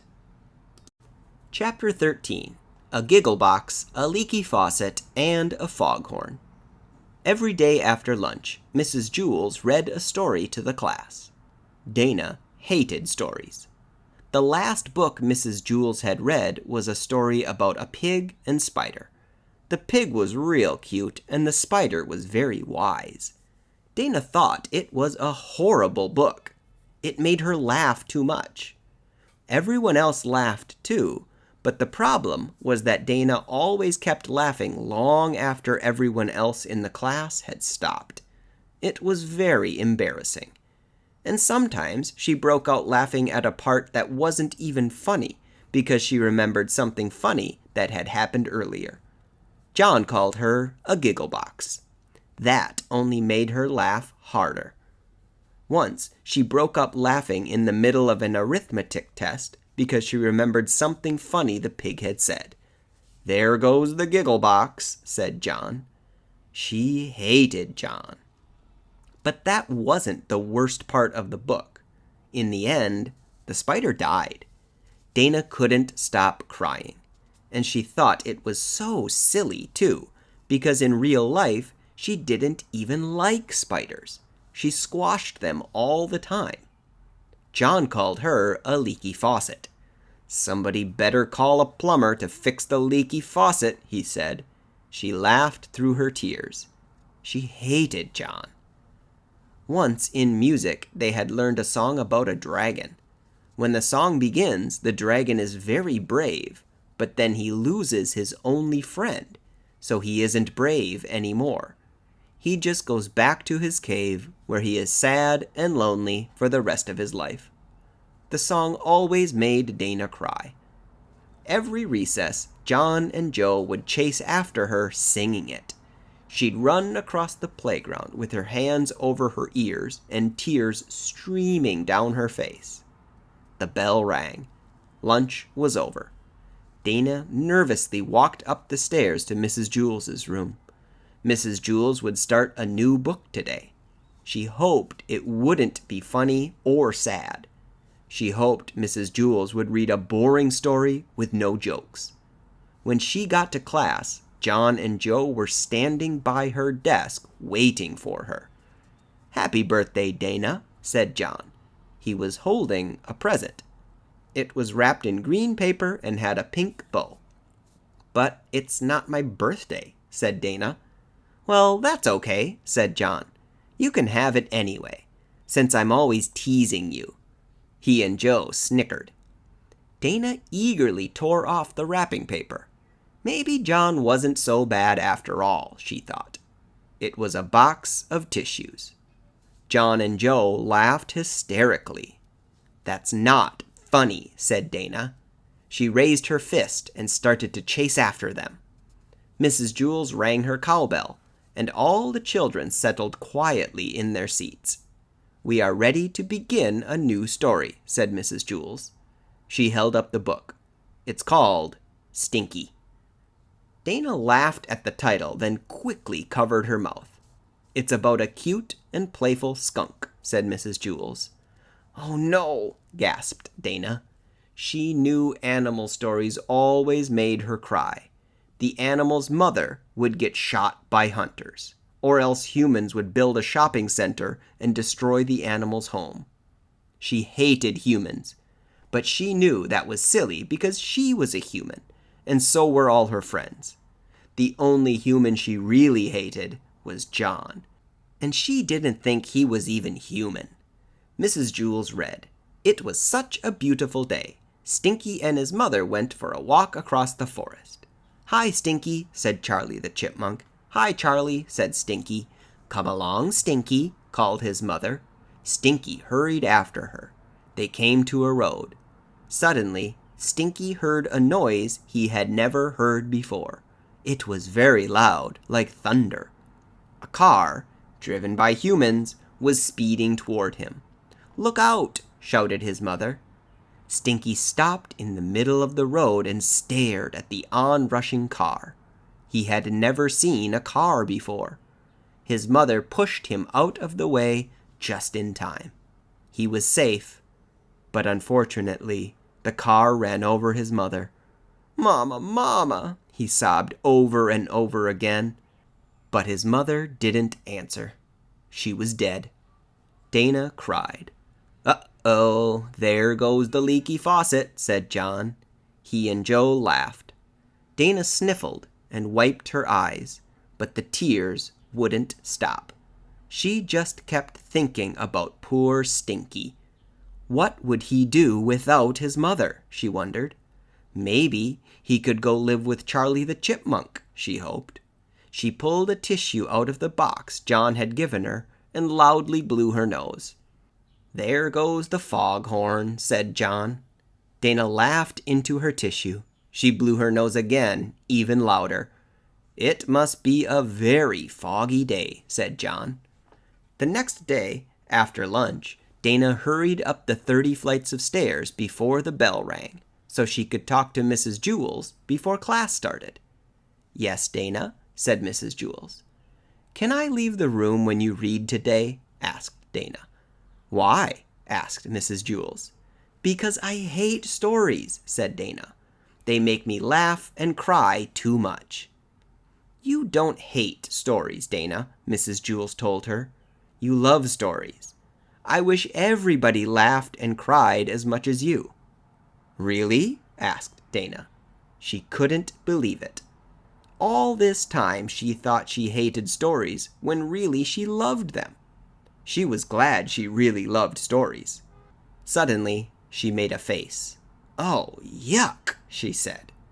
"What is it?" asked Mrs. Jewls. "What if I really love John, too?" Chapter 14. Calvin's Big Decision. It was Calvin's birthday. His mother had made chocolate cupcakes with jelly beans on top. Mrs. Jewls passed them out to the class. "Hey, Dana," said Leslie, "I'll trade you my black jelly bean for your red one." "Okay," said Dana. Everyone traded jelly beans. That was the most fun part of the party. Bebe was very excited. "Tell everybody what you're getting for your birthday, Calvin," she said. "I don't know," Calvin mumbled as he stared at his yellow jelly bean. "He's getting the best present," said Bebe. "What are you getting, Calvin?" asked Mrs. Jewls. Calvin frowned. "I don't know," he griped. "I mean, I know what it is, but I don't know what it is." "Huh?" asked Jason. "See, I usually get toys," Calvin tried to explain, "but they always break or get lost or something happens to them. But this year, I'm getting something I'll never lose. I'll have it for the rest of my life." "What is it?" asked Terrence. "A tattoo," said Calvin. "Ooh, how neat!" exclaimed Mauricia. Everyone thought it was a great present. "You're so lucky, Calvin," said Rondi. "I wish I could get a tattoo too. Instead, I got a tutu." "I got a tutu too," said Dana. "My parents won't let me get a tattoo," complained John. "My parents wouldn't let me get one either," said Calvin. "Then, for my birthday, they said I could get one. But now I can't decide what to get. My dad's taking me to the tattoo parlor after school today. I just can't make up my mind." "Get a snake," said Stephen. "No, get an eagle," said Dee Dee. "They're the best." "A dead rat," suggested Kathy. "I just don't know," said Calvin. "I've never had to make such a tough decision. Nothing else I do matters very much. It's not like choosing jelly beans. If you pick the wrong color jelly bean, big deal. You can always spit it out. But once you get a tattoo, you can't change your mind. You can't erase tattoos. Whatever I get, I'll have for the rest of my life." "Get a naked lady," said Jason.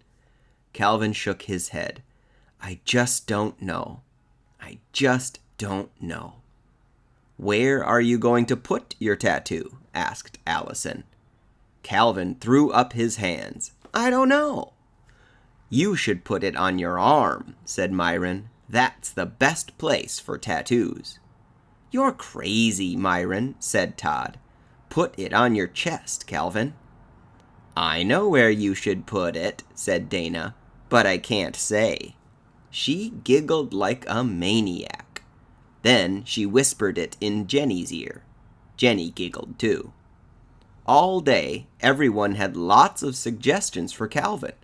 They told him what kind of tattoo he should get and where he should put it. A rainbow on his forehead, a flower on his cheek, an anchor on his arm. It was easy for the others to make suggestions. They wouldn't have to live with it for the rest of their lives. I just don't know, Calvin repeated over and over again. Bebe drew a lot of pictures for him, in case he wanted to choose one of those. She drew lions, tigers, buffaloes, and butterflies. If you like one, I can draw it on your skin for you, said Bebe. Then the tattoo man can trace over it. I just don't know, muttered Calvin. I just don't know. After school, Calvin's father picked him up and drove him to the tattoo parlor. The next day, when he walked into class, everybody stared at him. They couldn't see a tattoo. Did you get one? Asked Maricia. Calvin smiled. Yep, he said. Where is it? Asked Jason. Dana gasped. I know where, she exclaimed. She and Jenny giggled. Well, what did you get? Asked Todd. It was a real tough decision, said Calvin. I almost got a leopard fighting a snake. But then my dad told me to think about it. He said it was sort of like getting a second nose. You may think you want another nose because that way, if one nose gets stuffed up, you can breathe through the other nose. But then he asked me, Calvin, do you really want two noses? Your father is very wise, said Mrs. Jewls. Calvin nodded. That made me think, he said. I decided I didn't want a snake and a leopard fighting on my body for the rest of my life. I suddenly knew exactly what I wanted. He pulled up his left pant leg. There was a small tattoo just above his ankle. Everyone crowded around to look at it. A potato! Exclaimed Leslie. How stupid! That's the worst tattoo in the world, said Mac. They all thought it was a dumb tattoo. Anything is better than a potato, said Jason. It's a pretty potato, said Bebe, trying to be nice. I wish I could draw potatoes that good. But even Bebe thought it was a dumb tattoo. I like potatoes, said Calvin. I would hope so, said Mrs. Jewls. Calvin could tell Mrs. Jewls didn't like his tattoo either. I would have gotten an eagle, said Dee Dee, soaring across the sky. Not me, said Terence. I would have gotten a lion. I would have gotten a kangaroo, said Leslie. All day everyone told Calvin what they would have gotten. A fire-breathing dragon, a lightning bolt, a creature from outer space. None of them said they would have gotten a potato. But Calvin knew better. He knew it was easy for his friends to say what they would have gotten, because they really hadn't had to choose. He was the only one who really knew what it was like to pick a tattoo. Even Mrs. Jewls didn't know that. He looked at his potato. He smiled. It made him happy. He was sure he had made the right choice. At least, he was pretty sure. Chapter 15. She's Back. Dee Dee ran across the playground screaming. At first, Louis thought she was just having fun, but then he realized something was wrong. He hurried after her and grabbed her arm. Dee Dee, are you all right? He asked. She stared at him wide-eyed as she continued to scream. Several other kids gathered around. What's wrong with Dee Dee? Asked Myron. I don't know, said Louis. Dee Dee hiccuped 3 times, then gasped. I saw her. Who? Asked Louis. Dee Dee didn't answer. She just stared right through him. But everyone else knew whom Dee Dee had seen. Most of them had seen her too during the last 2 weeks. Where was she? Asked Todd. On the monkey bars, said Dee Dee, still trembling and breathing hard. I was hanging upside down, and suddenly she was hanging upside down right next to me. Did she wiggle her ears? Asked Jenny. Only one, said Dee Dee. I jumped off and ran away before she could wiggle the other one. That's good, said Rondi. Who is she? Asked Lewis. A hippopotamus? No, said Myron with a laugh. Why do you say that? Because when a hippopotamus gets mad, it wiggles its ears. She's worse than a hippopotamus, said Allison. I saw her last week at the water fountain, said Todd. I bent down to get a drink, and then there she was, drinking at the faucet next to me. I saw her on the stairs, said Rondi. I was going up the stairs, and she went right past me, sliding down on the banister. Who? Asked Lewis. Mrs. Gorf, said Dee Dee. Just saying the name sent a shiver of fear through her body. Oh, your old teacher, said Lewis with a shrug. Is she back? I always wondered what happened to her. The children looked at each other. Mrs. Gorf was the teacher they had before Mrs. Jewls took over. They had never told anyone how they had gotten rid of her. They especially couldn't tell Lewis. She was the meanest teacher in the history of Wayside School. Of course, there are other teachers at other schools who are meaner. Lewis looked toward the monkey bars. I don't see her, he said. Well, she was there, Dee Dee insisted. I saw her. You just imagined you saw her, Dee Dee, said Lewis. If you hate somebody, or if you love somebody, you often think you see that person when she isn't there. It's very common. It's just like Mrs. Drizzle. Who's Mrs. Drizzle? Asked Todd. She was the worst teacher I ever had, said Lewis. He shivered just thinking about her. She was my teacher when I was your age. I sometimes think I see her too, and I still have nightmares about her. Was she mean? Asked Rondi. She was horrible, said Lewis. Every morning she used to check our fingernails. If they were dirty, she'd tell the whole class.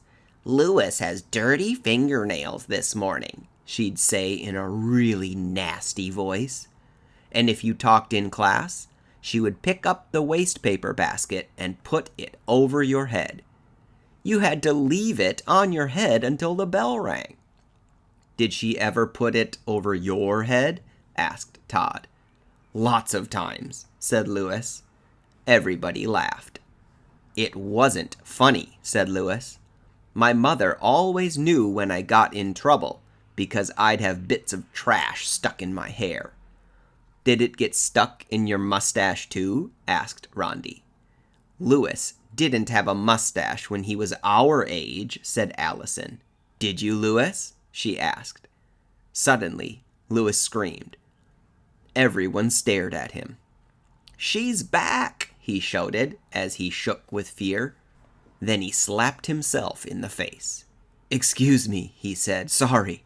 For a second I thought I saw Mrs. Drizzle. He turned to Dee Dee.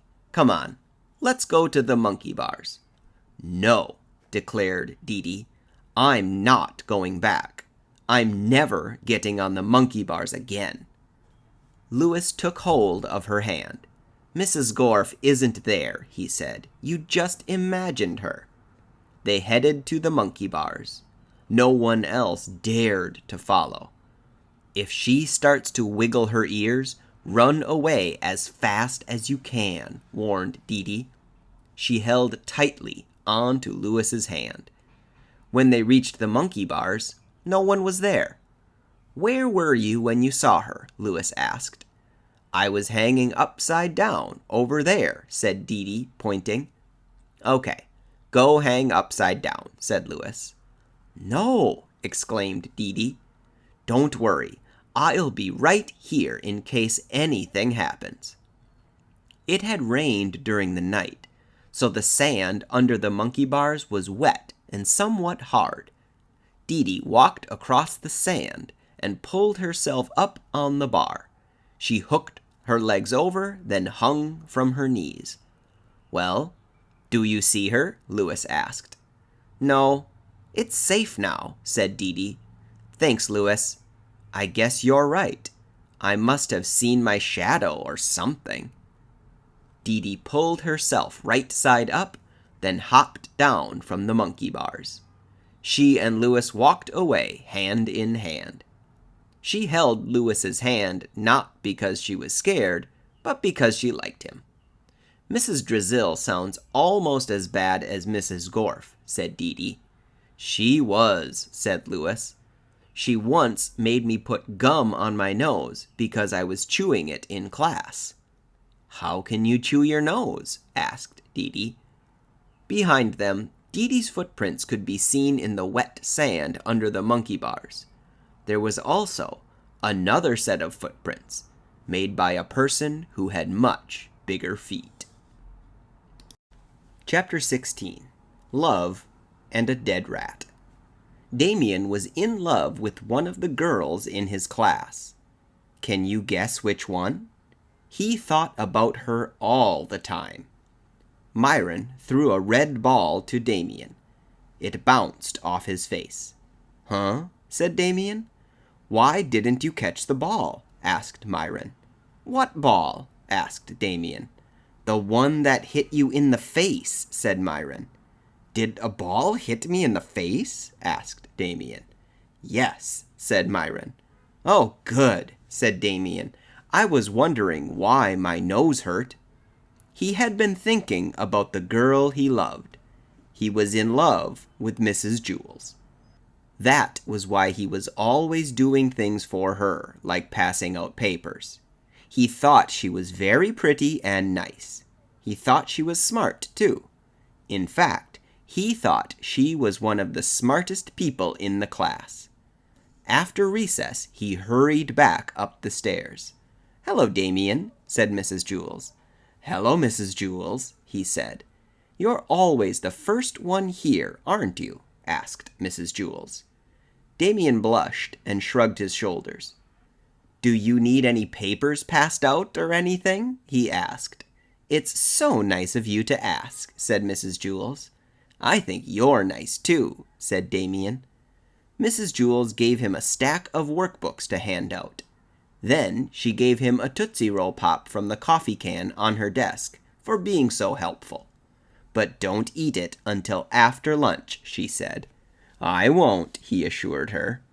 He ate lunch with Myron and DJ. He saved his Tootsie Roll Pop for last. Joy and Mauricia came up behind him. "Hi, Damien," said Joy. "How's your girlfriend?" "What?" asked Damien. He turned red. "Who are you talking about? I don't have a girlfriend."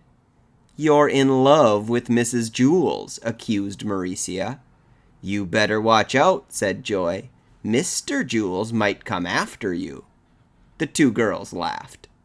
"I don't know what you're talking about," said Damien. "I'm not in love with Mrs. Jewls." He looked to his friends for support. Myron shrugged. DJ smiled. "Prove it," said Joy. "Prove you're not in love with her." "That's stupid," said Damien. "How can I prove I'm not in love with Mrs. Jewls?" "Give her this," said Joy. She handed Damien a paper bag. "Your lunch?" asked Damien. "Look inside," said Mauricia. Inside the paper bag was a dead rat. Damien knew Mrs. Jewls hated dead rats more than anything in the world. "Put it in her desk," said Joy. "If you don't, it means you love her," said Mauricia. "I'm not in love with her," said Damien. "Prove it," said Joy. "Okay, I will," said Damien. The girls left. "You don't have to put the dead rat in her desk," said DJ. "We don't care," said Myron. You think I'm in love with her too, don't you? Asked Damien. Myron shrugged. DJ smiled. Some friends you are, said Damien. I'll show you. After lunch, he was the first one back in class. He carried Joy's paper sack. Hello, Damien, said Mrs. Jewls. Did you have a nice lunch? It was all right, he muttered. Oh, would you mind getting the construction paper from the closet and putting it on my desk? Asked Mrs. Jewls. Thank you. Damien went to the closet and got the construction paper. He put it on her desk. Then, when she wasn't looking, he opened her desk drawer and dumped the dead rat into it. He shut the drawer. Thank you, Damien, said Mrs. Jewls. You're always so helpful. It's such a pleasure to have you in my class. Damien felt awful. Mrs. Jewls read a story to the class. Damien couldn't pay attention. He kept wondering when she'd open her drawer. After the story, they had art. Everyone was supposed to make snowflakes. Damien folded his piece of construction paper in half. Mrs. Jewls screamed. What's wrong, Mrs. Jewls? Asked Joy. Somebody put a dead rat in my desk, said Mrs. Jewls. I did, declared Damien. Damien? Mrs. Jewls said with great surprise. Why? Because I hate you, said Damien. You're always making me do things for you. Oh, I see, said Mrs. Jewls. Should I write my name on the board under discipline? He asked. No, that won't be necessary, said Mrs. Jewls. That made him feel even worse. Why did I have to prove myself to Joy, he wondered. I don't like Joy. I like Mrs. Jewls. He felt rotten. When the bell rang, Damien waited for all the other kids to leave. Then he walked to Mrs. Jewls' desk. She was grading papers. Yes, Damien? Do you want me to erase the board for you? He asked. That's all right, said Mrs. Jewls. I'll do it myself. Damien sadly walked out of the room and down the stairs. When he reached the bottom, he turned and ran all the way back up to Mrs. Jewls' room. She was just putting on her coat. I love you, Mrs. Jewls, Damien declared. I'm sorry I put the dead rat in your desk. I did it because I didn't want everyone to know I loved you. I'm sorry. I love you too, Damien, said Mrs. Jewls. You do? But what about Mr. Jewls? Just because I love Mr. Jewls, it doesn't mean I can't also love you. Love is different from most things. She picked up a piece of chalk. If I gave my piece of chalk to someone, then I wouldn't have it anymore. But when I give my love to someone, I end up with more love than I started with. The more love you give away, the more you have left. Damien smiled. I love you, Mrs. Jewls, he said. He felt his heart fill up with more love. I love you, Damien, said Mrs. Jewls. This is getting disgusting, said the dead rat. It climbed out of Mrs. Jewls' desk and walked out of the room. Chapter 17. What? It was purple. So Jenny read the story backward. When she finished, she threw up. Okay, said Jenny. So read the story backward, suggested Mrs. Jewls. That way, the beginning will be a surprise. But I already know how the story ends, Jenny complained. I only like stories with surprise endings. Good point, said Mrs. Jewls. Here, you can read the story yourself. It's very funny. She gave the book to Jenny. All I heard was the last sentence, said Jenny. It isn't funny unless you know what happened first. Why aren't you laughing, Jenny? Asked Mrs. Jewls. Didn't you think it was a funny story? That made Dana laugh harder. There goes the giggle box, said Myron. Everybody laughed, except for Jenny. Dana laughed hysterically. Mrs. Jewls looked back at the story she had been reading before Jenny's interruption. There was only one sentence left for her to read. She read it to the class. Jenny made a face. She could still taste the awful stuff. "And next time you'll drink your prune juice more quickly," said Mrs. Jewls. Jenny sat down. Mrs. Jewls waited for Jenny to sit down. Jenny wrote her name on the blackboard under the word discipline. "Well, that's no excuse," said Mrs. Jewls. "Now go write your name on the blackboard under the word discipline." "I couldn't leave the table until I finished it," explained Jenny, "and then I missed the bus." "What does prune juice have to do with anything?" asked Mrs. Jewls. "Because I hate prune juice," Jenny griped. "Why are you late?" asked Jenny. "I can't hear you," said Jenny. "I better take off my helmet." She took off her helmet. "Take off your helmet," said Mrs. Jewls. "What?" asked Jenny. "Why are you late?" asked Mrs. Jewls. Jenny caught her breath. "What?" she asked. She couldn't hear too well because she was still wearing the motorcycle helmet. Mrs. Jewls looked up from the story she had been reading to the class. "You're late," she said. She hopped off the bike in front of Wayside School and charged up the stairs.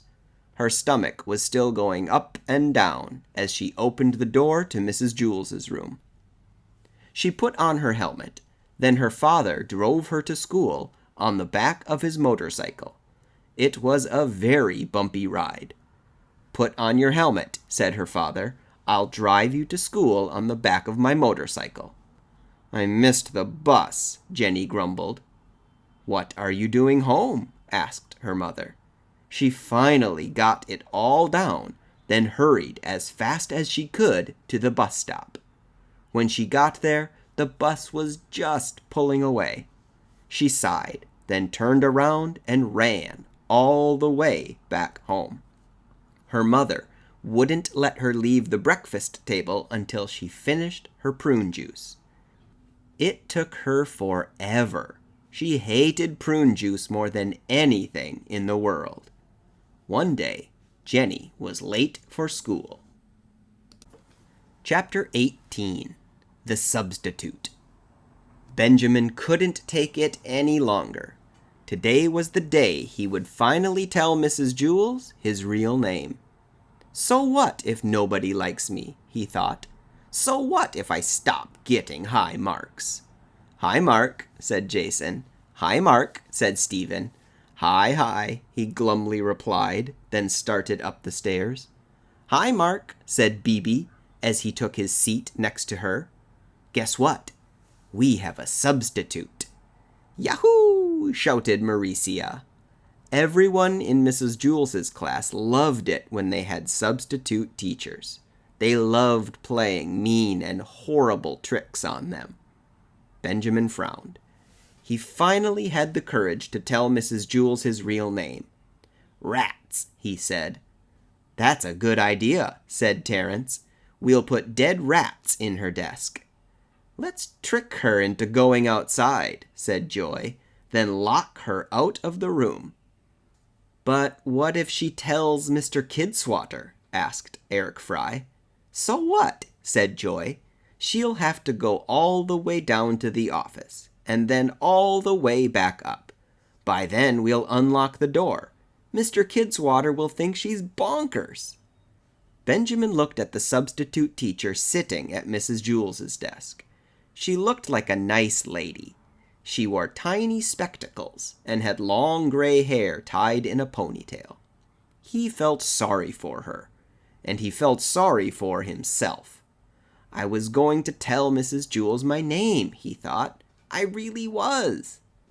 The substitute stood up and walked to the center of the room. "Good morning," she said. "My name is Mrs. Franklin." Nobody said good morning back to her. Calvin handed Benjamin a note. "At 10 o'clock, drop your book on the floor. Pass it on." Benjamin read it, then passed it on to Todd. "Okay, who can tell me what page we're on?" asked Mrs. Franklin. "Page 17, called Myron. 112, said Mauricia. 98, said Eric Ovens. 3000, said Joe. Mrs. Franklin smiled. "I guess we'll have to study all those pages," she said. Benjamin raised his hand. "Yes, the handsome young man in the red shirt," said the substitute. He told her the correct page. "We're on page 102, he said. "Thank you," said the substitute. "And what is your name, please?" Benjamin thought a moment. He looked around the room, then boldly told the truth. "My name is Benjamin," he stated proudly. Several kids snickered. "Thank you, Benjamin," said the substitute. There were more snickers. "You're welcome," said Benjamin. He felt good, even if the other kids were laughing at him. Mrs. Franklin asked a question from page 102. Jason answered it correctly. "Very good," said the substitute. "And what is your name, please?" Jason looked around. "Benjamin," he asserted. Half the class giggled. "Thank you, Benjamin," said Mrs. Franklin. The other half giggled. Dana answered the next question. "And what's your name?"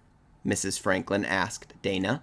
"Benjamin," Dana blurted out, then fell giggling onto the floor. "Thank you, Benjamin," said the substitute. Everyone was hysterical. "My, it is certainly a pleasure to teach such happy students," said the substitute. "Who knows the answer to question 4?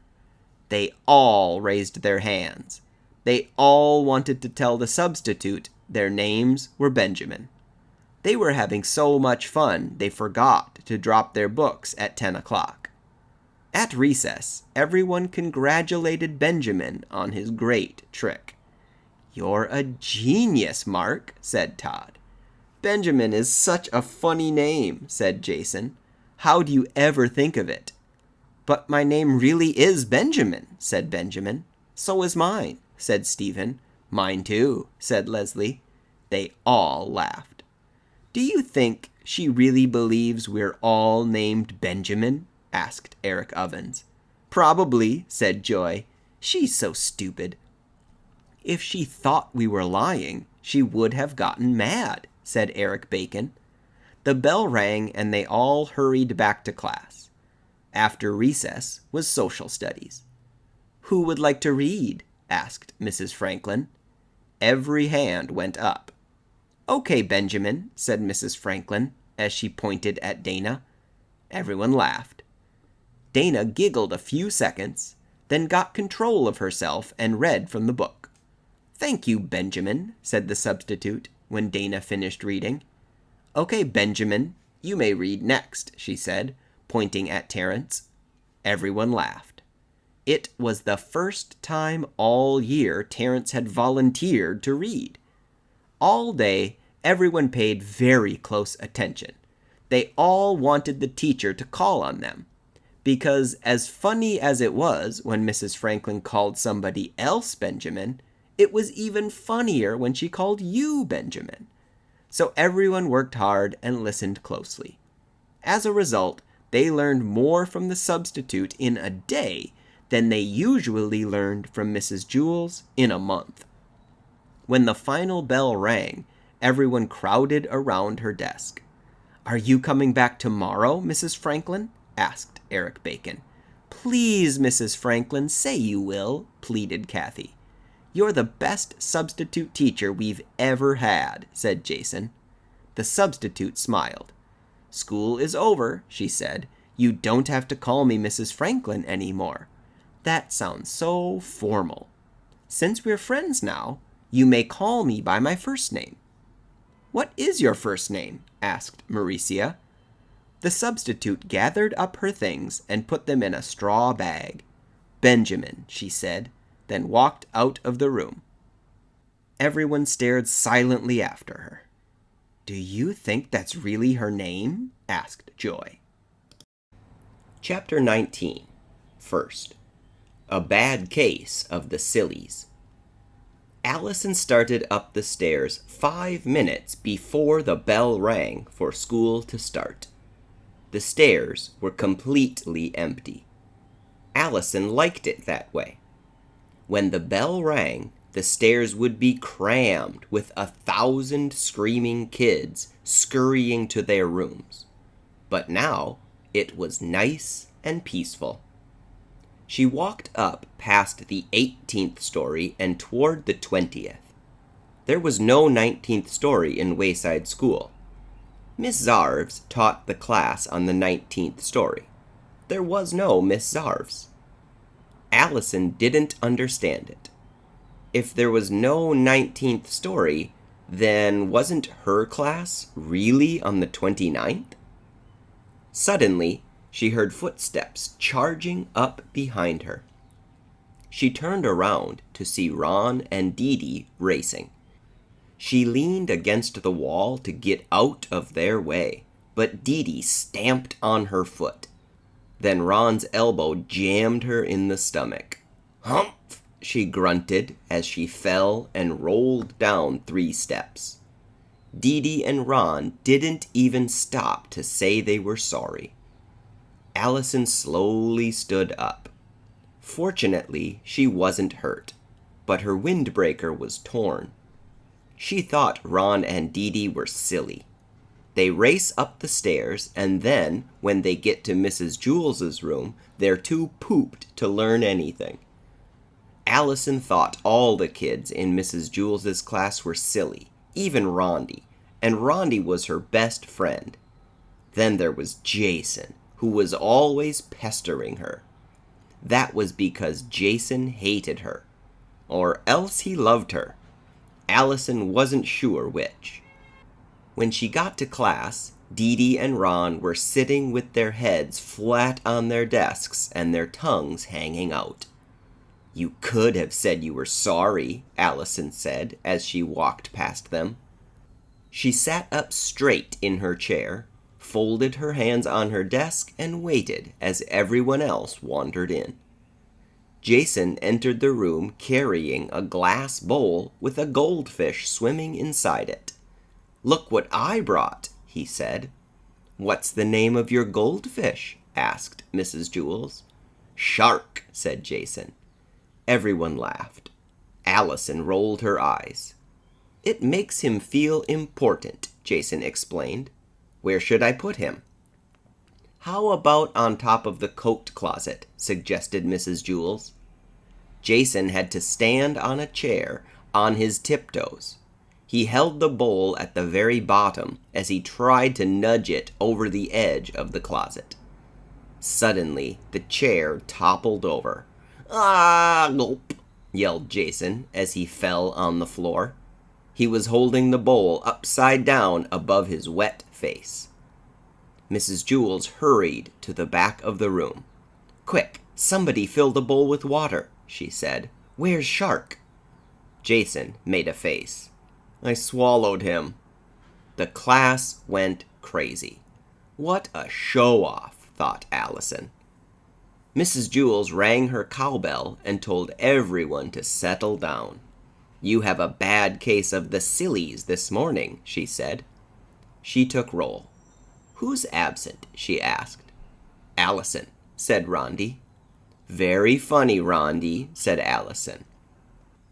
"Anybody besides Allison?" asked Mrs. Jewls. "I'm here, Mrs. Jewls," said Allison.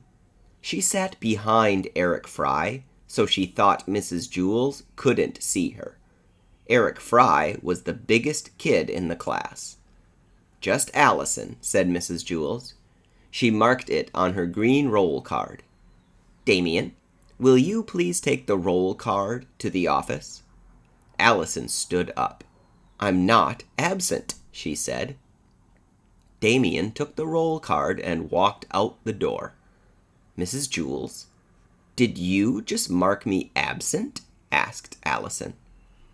Mrs. Jewls didn't answer her. Allison marched to her desk.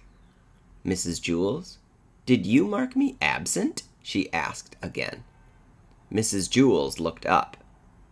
"Terence, what are you whispering about?" "Nothing," mumbled Terence. "If you can say it to Jenny, you can say it to me," said Mrs. Jewls. "Get off my case, buzzard face," said Terence. "Terence!" exclaimed Mrs. Jewls. "Go write your name on the blackboard under the word discipline." "But that's what I said to Jenny," Terence protested. "Mrs. Jewls, what about me?" Allison demanded. Mrs. Jewls ignored her. Allison screamed as loud as she could. Mrs. Jewls didn't hear her. Allison faced the class. "Can't anybody see me?" she asked. Nobody answered her. "Rondi?" shouted Allison. "Dana? Jason?" "This isn't funny," said Allison. "I know you're all just pretending." She stood right in front of Jason, leaned over his desk, and stared him straight in the eye. "I know you can see me," she said. "You're trying not to laugh." He stared right through her. She stuck out her tongue at him. He leaned forward, causing Allison's tongue to lick his nose. "Yuck!" she exclaimed, then wiped her tongue on her sleeve. Mrs. Jewls began the morning lesson. "Have you gone crazy?" shouted Allison. She ran out of the room and down to the class on the 29th story. "Come quick," she said. "There's something wrong with Mrs. Jewls's class." No one heard her. She slammed the door, then continued down the stairs to the class on the 28th floor. No one saw her there either. Tears streamed down her cheeks. "Is the whole school playing a joke on me?" she wondered. "It's not funny," she shouted as loud as she could. She continued down the stairs, screaming anything that came to her head, hoping that someone, somewhere, would notice her. "Fish for sale! Fresh fish! Fat fish! Get your fresh fat fish!" A tall, skinny lady with very short hair stepped out of one of the classrooms. "Shh," she whispered. "This is a school, not a fish market." "You can hear me?" asked Allison. She was so happy she wanted to hug her. "Yes, I can hear you," the woman said sternly. "My whole class can hear you. You're making it impossible for us to get any work done." "I'm sorry," said Allison, "but something's wrong in Mrs. Jewls's class."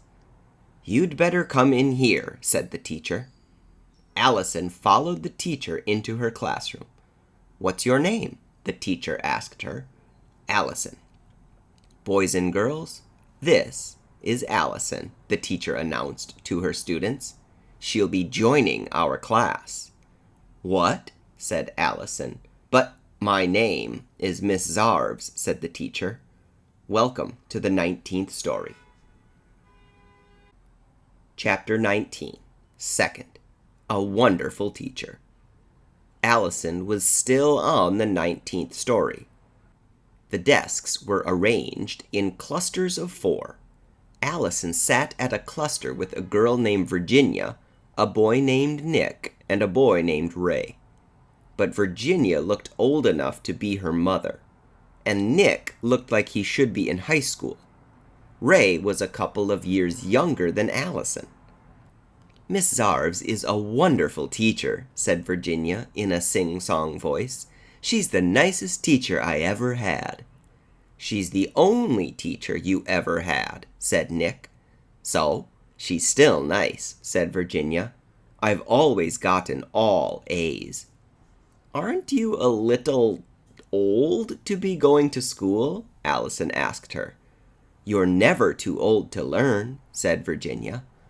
"No one ever leaves Mrs. Zarves' class," said Nick. "How long have you been here, Virginia?" Virginia thought a moment.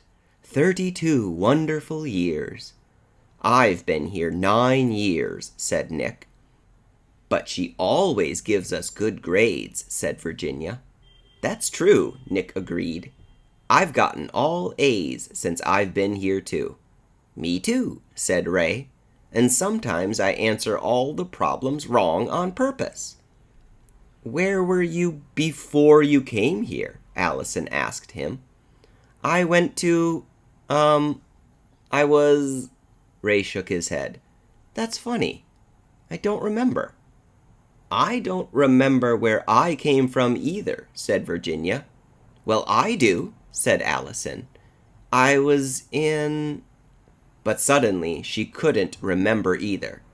Then it came to her. Mrs. Jewls' class. And Rondi was in the class, and Jason, and Dana, and Todd.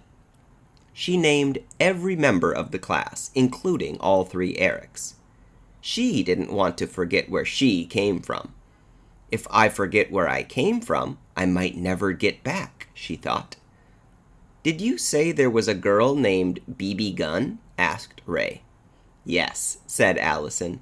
"Bebe's a very good artist." "My last name is Gunn too," said Ray.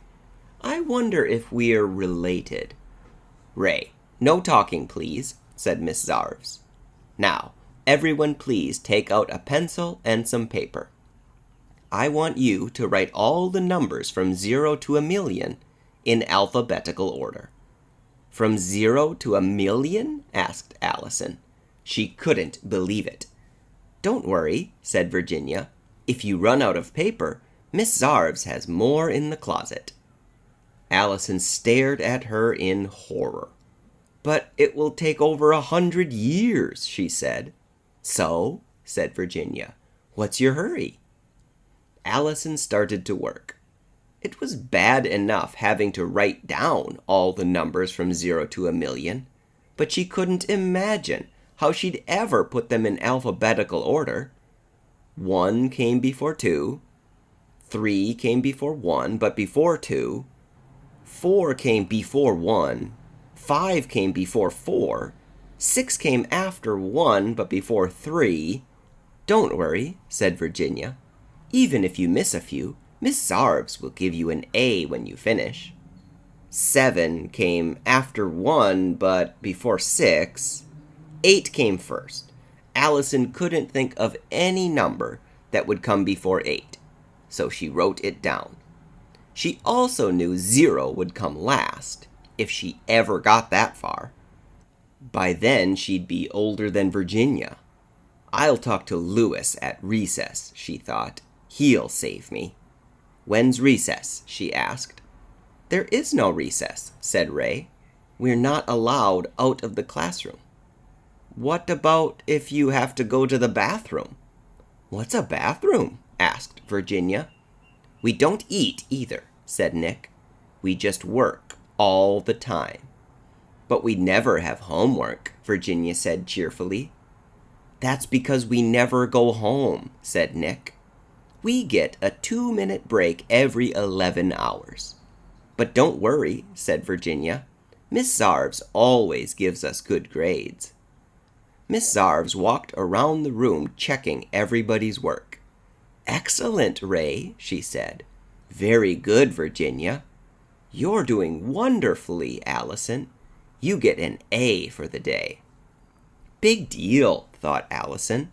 She had to figure out some way out of there. It was clear that Virginia, Nick, and Ray were all too far gone to help her. "Are there any other new kids in the class?" she asked. "Ben's new," said Nick. He pointed Ben out to her. Ben appeared to be about Allison's age. She was glad about that. When the 2-minute break came, she went over and talked to him. "Are you Ben?" she asked. "No," he said. "Oh," said Allison. "I was looking for Ben." "That's me," said the boy. "But you just said..." "My name's Mark Miller," said the boy. "But for some reason everybody calls me Benjamin Nushmut." "There's a Mark Miller in my class," exclaimed Allison. "I know. That's me," said Mark. "I'm Mark Miller." "No, I mean my other class," said Allison. "What other class?" Allison thought a moment. "I don't remember," she said. After putting numbers in alphabetical order for 11 hours, Her brain had turned into spaghetti. "Time's up," said Miss Zarves. "Everyone back to work." Chapter 19. Third. Forever is Never. Allison was still stuck on the 19th story. 14 two-minute breaks had passed. "It's dictionary time," said Miss Zarves. Everybody got out a dictionary. Allison found a dictionary in her desk, too. "What are we supposed to do with it?" she asked. "Memorize it," said Nick. "But that's impossible," said Allison. "No, it's easy," Virginia assured her. "You memorize one word at a time until you get a whole page. Then you go on to the next page." "How many words have you memorized?" asked Allison. "I'm almost finished with the bees," Virginia said proudly, "and I've only been doing it for 32 years. Allison opened her dictionary. Mrs. Jewls's class. She suddenly remembered. She sighed with relief.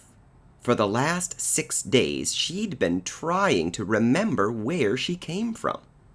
In her mind, she went through everybody in her former class. She didn't want to forget again. As she thought about each person, tears filled her eyes. She missed them very much, even Jason. They were all so wonderful in their own special ways. When the 2-minute break came, she talked to Mark again. He was the only person in the class who still seemed to have a brain. "How did we get here?" she asked. "Maybe we're dead," said Mark. "Maybe we died and went to—" "This isn't heaven," said Allison. "That wasn't what I was going to say," said Mark. Allison felt a chill run up her spine. She looked at Miss Zarves. Miss Zarves smiled back at her. "But she seems so nice," said Allison. "How could someone as nice as her really be the devil?" "I don't know," said Mark. "She always gives good grades." "What would happen if we didn't do our work?" asked Allison. "We have to do our work," said Mark. "Why?" asked Allison. "What's Miss Zarves going to do to us? Keep us after school?" "I don't know," said Mark. "Teachers can always find new ways to punish you. They're experts at it." "Your 2 minutes are up, boys and girls," announced Miss Zarves. "Everyone back to work." Allison returned to her seat. She tried to figure it all out, but she had so much busy work to do, she didn't have time to think. That's her plan, Allison suddenly realized. She shivered as it all came together for her. Miss Zarves assigns us lots of busy work, so we don't have time to think. She makes us memorize stupid things so that we don't think about the important things. And then she gives us good grades to keep us happy. Miss Zarves walked around the room.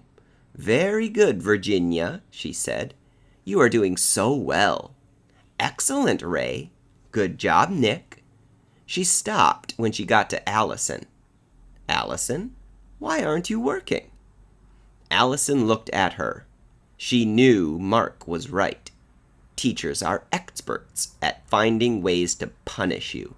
And if Miss Zarves was the devil, who knew what she might have up her sleeve? Still, Allison had to take a chance. If she wanted to get back to Mrs. Jewls's class, she had to act as if she were in Mrs. Jewls's class. She took off her shoes and socks, sat on the floor, and sucked her toes. "Allison, what are you doing?" asked Miss Zarves. Allison took her toe out of her mouth. "Get off my case, buzzard face," she said. Miss Zarves was furious. "Return to your desk, young lady," she ordered. Allison returned to her desk, but instead of sitting at it, she climbed on top of it and sang a song. "I got one sock, looking for the other. One sock, looking for its brother. When I find that sock, I'll tell you what I'll do. I'll put it on my foot, and I'll stick it in my shoe. Mark Miller smiled at her and silently clapped his hands. Everyone else looked at her like she was crazy. Your socks are on the floor next to your shoes, Miss Zarv said coldly. I'll give you 10 seconds to put them on your feet. 10, 9, 8, 7. Allison climbed down from her desk. She picked up her socks and put them on her ears. How's this? She asked.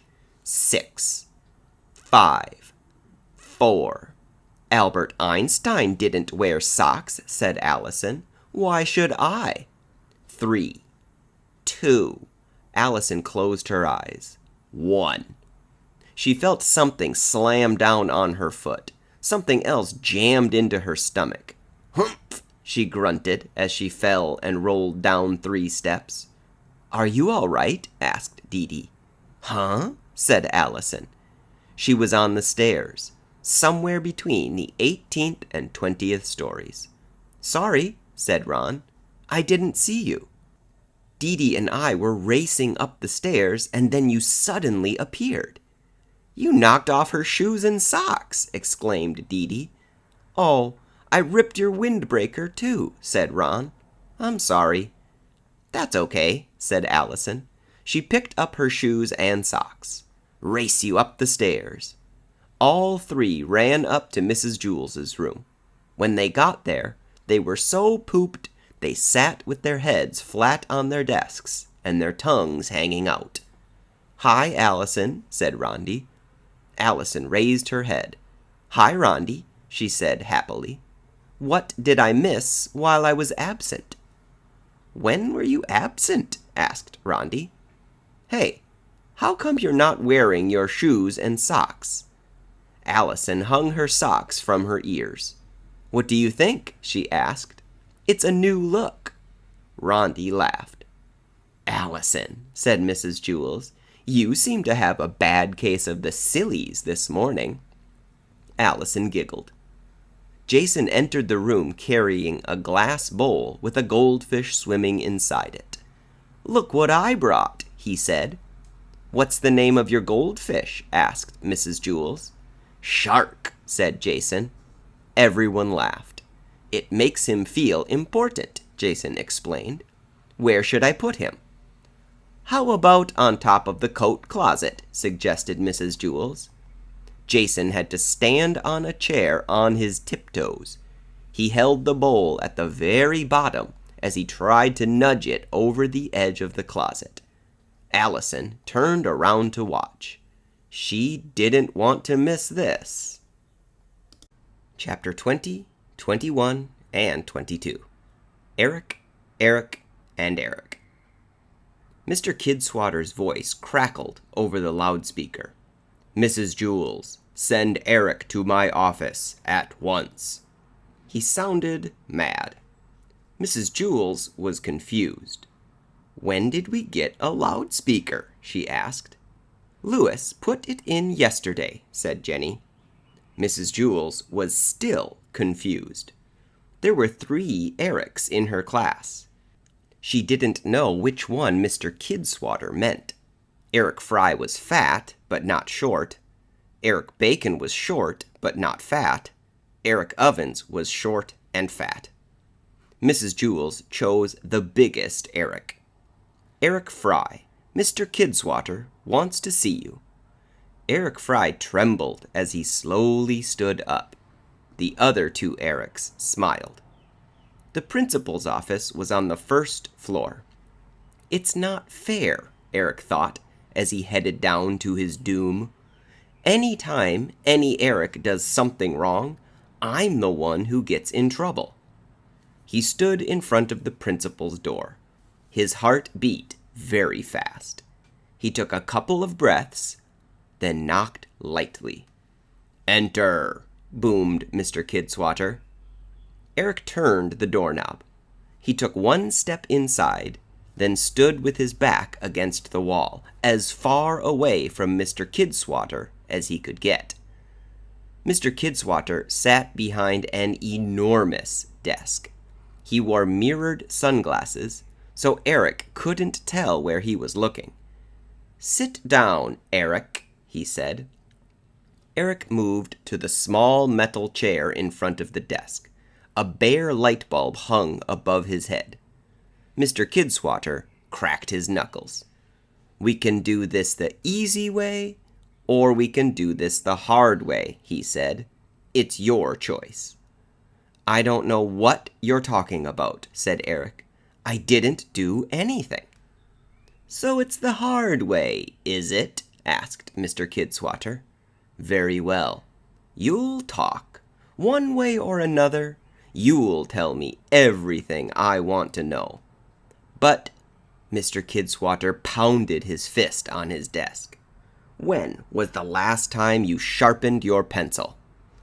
Eric tried to remember, but he was too nervous to think. Wait, let me think," he stammered. "We had a spelling test on Friday, but I borrowed—" "Where were you yesterday afternoon?" "At 12:15, asked Mr. Kidswatter. "Yesterday?" asked Eric. "I was here at Wayside School. I remember I ate lunch, and then I played kickball." Mr. Kidswatter smiled. "Do you kick with your left foot?" he asked. "No, I'm right-footed," said Eric Fry. "Humph," grumbled Mr. Kidswatter. "Have you ever gotten your hair cut at Charlie's barber shop?" "Yes," said Eric, 2 weeks ago." "Aha," said Mr. Kidswatter, "so you admit it. Do you know what a mugworm griblick is?" Eric Fry turned pale. "No, please," he begged. "I didn't do it. I'm innocent. You've got the wrong Eric. There are 2 other Erics in my class." Mr. Kidswatter scowled. "So that's the way you're going to play it, is it? Well, that's fine with me. I've got all the time in the world." He flicked on the microphone. "Mrs. Jewls, send me another Eric." 29 floors above them, Mrs. Jewls looked at the 2 remaining Erics. "Okay, Eric Ovens," she said. Eric Ovens shivered. His eyes filled with tears. "Why me?" he asked himself over and over again as he walked down the stairs. "It's my parents' fault. Why did they have to name me Eric? Why couldn't they name me Osgood?" He tapped on the door to the principal's office. "Come in," bellowed Mr. Kidswatter. Eric Ovens gulped, then walked inside. He sat in the little chair in front of Mr. Kidswatter's enormous desk. Eric Fry was nowhere to be seen. What happened to Eric Fry?" he asked. "I'll ask the questions," barked Mr. Kidswatter. "But don't worry, Eric," he said gently. "You have nothing to fear, so long as you tell the truth." He cracked his knuckles. Eric Ovens was very scared. Mrs. Jewls always said that there was more than one answer to every question. He hoped he gave Mr. Kidswatter the right ones. "Did you have a spelling test last Friday?" Mr. Kidswatter asked. "Yes," said Eric Ovens. "How did you know that?" "I have my ways," Mr. Kidswatter said slyly behind his mirrored glasses. "When was the last time you sharpened your pencil?" "This morning," said Eric Ovens. "Mauricia accidentally stepped on it and—" "Did you play kickball yesterday at 12:15?"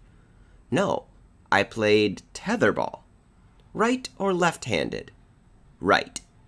Mr. Kidswatter tossed a stapler at him. Eric caught it with his right hand. Mr. Kidswatter scowled. "Okay, Eric, tell me this. Have you ever gotten your hair cut at Charlie's barber shop?" "No, but I will. I'll go right now if you want."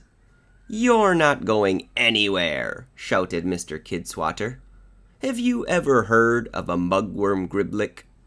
Eric Ovens screamed. Upstairs, Mrs. Jewls heard Mr. Kidswater's voice resound over the loudspeaker. "Mrs. Jewls, send me the last Eric." "On my way," said Eric Bacon. He hopped out of his chair and bounced down the stairs. He didn't bother knocking on Mr. Kidswater's door. He just walked right in. "What can I do for you?" he asked. There was no sign of Eric Ovens. "Have a seat," said Mr. Kidswater. "I just want to ask you a few questions." "Sure thing," said Eric Bacon. He sat in the little chair. He leaned back with his hands behind his head and his feet up on Mr. Kidswater's desk. He looked at himself in Mr. Kidswater's mirrored glasses, took a comb out of his back pocket, and combed his hair. His hair was very neat and trim. He had gotten it cut yesterday at 12:15 at Charlie's barber shop. Mr. Kidswater cracked his knuckles. "When's the last time you sharpened your pencil?" he asked. "November 11th, Eric Bacon answered right away. "It was 3 minutes before 5 o'clock in the afternoon. I remember because my watch stopped." "Where were you yesterday at 12:15? "I was in the garden, having tea." "Did Mauricia step on somebody's pencil this morning?" asked Mr. Kidswater. "Yes." "Whose?" "She stepped on everybody's pencil," said Eric Bacon. "Are you left-handed or right-footed?" demanded Mr. Kidswater. "I write with my left foot and I kick with my right hand," replied Eric Bacon. Mr. Kidswater scowled. "Have you ever gotten your hair cut at Charlie's barber shop?" "No, I never get my hair cut," said Eric Bacon. "I'm bald. This is a wig." Mr. Kidswater took off his glasses and glared at him. "Do the words mugworm griblick mean anything to you?" Eric Bacon shook his head. "I can look it up in the dictionary if you want." Mr. Kidswater shook his head. "I tried that," he said. "It's not there." He rubbed his chin. "Okay, boys, you can come out now." Eric Ovens and Eric Fry crawled out from under the desk. Mr. Kidswater looked at each Eric. "One of you is lying," he said. "I don't know who it is, but I'll find out. And when I do, whoever it is will be very sorry. Now, I'll give you one last chance to come clean." Eric Fry trembled. Eric Ovens shivered. "Come on, let's blow this popsicle stand," said Eric Bacon. He walked out of the room. The other two Erics followed. Mr. Kidswater rubbed the back of his neck. He looked at the white card on top of his desk. On one side, it said, "Charlie's Barber Shop." Under that, in blue ink, it said, "Eric, Tuesday, 12:15. He turned the card over. On the other side, a left-handed person had written with a sharp pencil, "Mr. Kidswater is a mugworm griblick." Chapter 23. Teeth. Something terrible happened. Rondi grew 2 new front teeth. Rondi was afraid nobody would think she was cute anymore. Mrs. Jewls was giving a health lesson. "Always brush your teeth," she said, "and remember to scrub behind your ears." "But I'll get toothpaste in my ear," exclaimed Todd. Everyone laughed, except Rondi. She didn't want anybody to see her teeth. She hadn't smiled for a week. Mrs. Jewls made Todd write his name on the board under the word discipline. At recess, Rondi decided to tell Louis her problem. Louis was talking to Dee. "Do you have any green balls left?" asked Dee. "I'm sorry, I've already given them all away," said Louis. "That's not fair," said Dee. "Why don't you ever save one for me?" "You know I can't do that," said Louis. "If I save a ball for you, then all the other kids will want me to save balls for them too." Thanks for nothing, Louis, said Dee Dee. She stormed away. It was Rondy's turn. She made sure nobody else was listening. Louis, will you help me? She whispered. Sure, Rondy. What's the problem? Asked Louis. Rondy smiled, showing Louis her teeth. Very nice, said Louis. And listen to this, said Rondy. She sells seashells by the seashore. Very good, said Louis. No, it isn't, complained Rondy. I used to whistle when I said words with S's in them. Now nobody will think I'm cute. I think you're cute, said Louis. You don't count, said Rondy. Well, thanks a lot, said Louis. I didn't mean it bad, said Rondy. You think everybody's cute, even Miss Mush. That's why I like you. Thank you, Rondy. I like you too. Thank you, said Rondy. Will you please kick me in the teeth? No, said Louis. Why not? Asked Rondy. You said you liked me. If you liked me, you'd kick me in the teeth. You know I can't, said Louis. If I kick you in the teeth, then all the other kids will want me to kick them in the teeth too. Rondy scowled.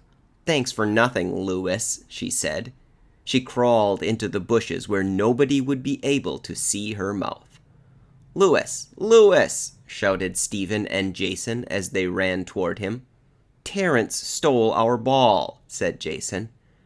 I wish you children would learn to share, said Louis. Make him give it back, said Stephen.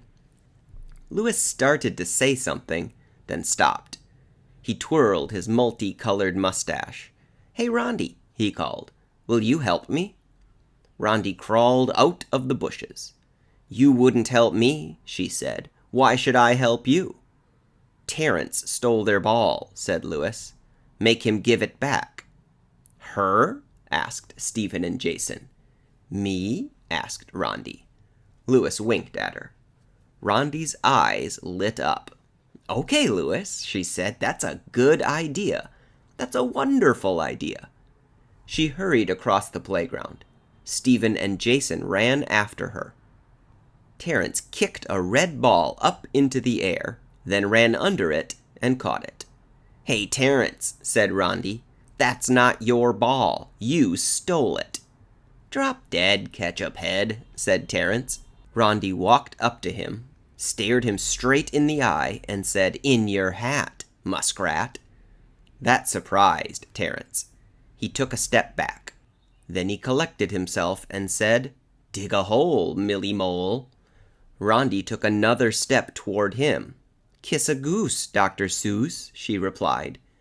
Terrence looked around. A group of kids had formed a circle around them. Go to jail, garbage pail, he said. Rondy held her ground. Go to the zoo, Mr. Jagoo, she retorted. Everyone was impressed by how brave Rondy was. Now, give me the ball, she demanded. You want it? Asked Terrence. I'll give it to you, all right. He raised his fist in the air. Good. Let me have it, said Rondy. She smiled, showing him her 2 new teeth. Terrence shook his fist at her. You're asking for it, he said. That's right, said Rondy. I am. Her teeth gleamed at him. Terrence brought his fist way back behind him. Rondy closed her eyes. Hey, look, exclaimed Bebe. Rondy's got new teeth. They're cute, said Jenny. Rondy opened her eyes. You think so? She asked. No, you were cuter before, said Paul.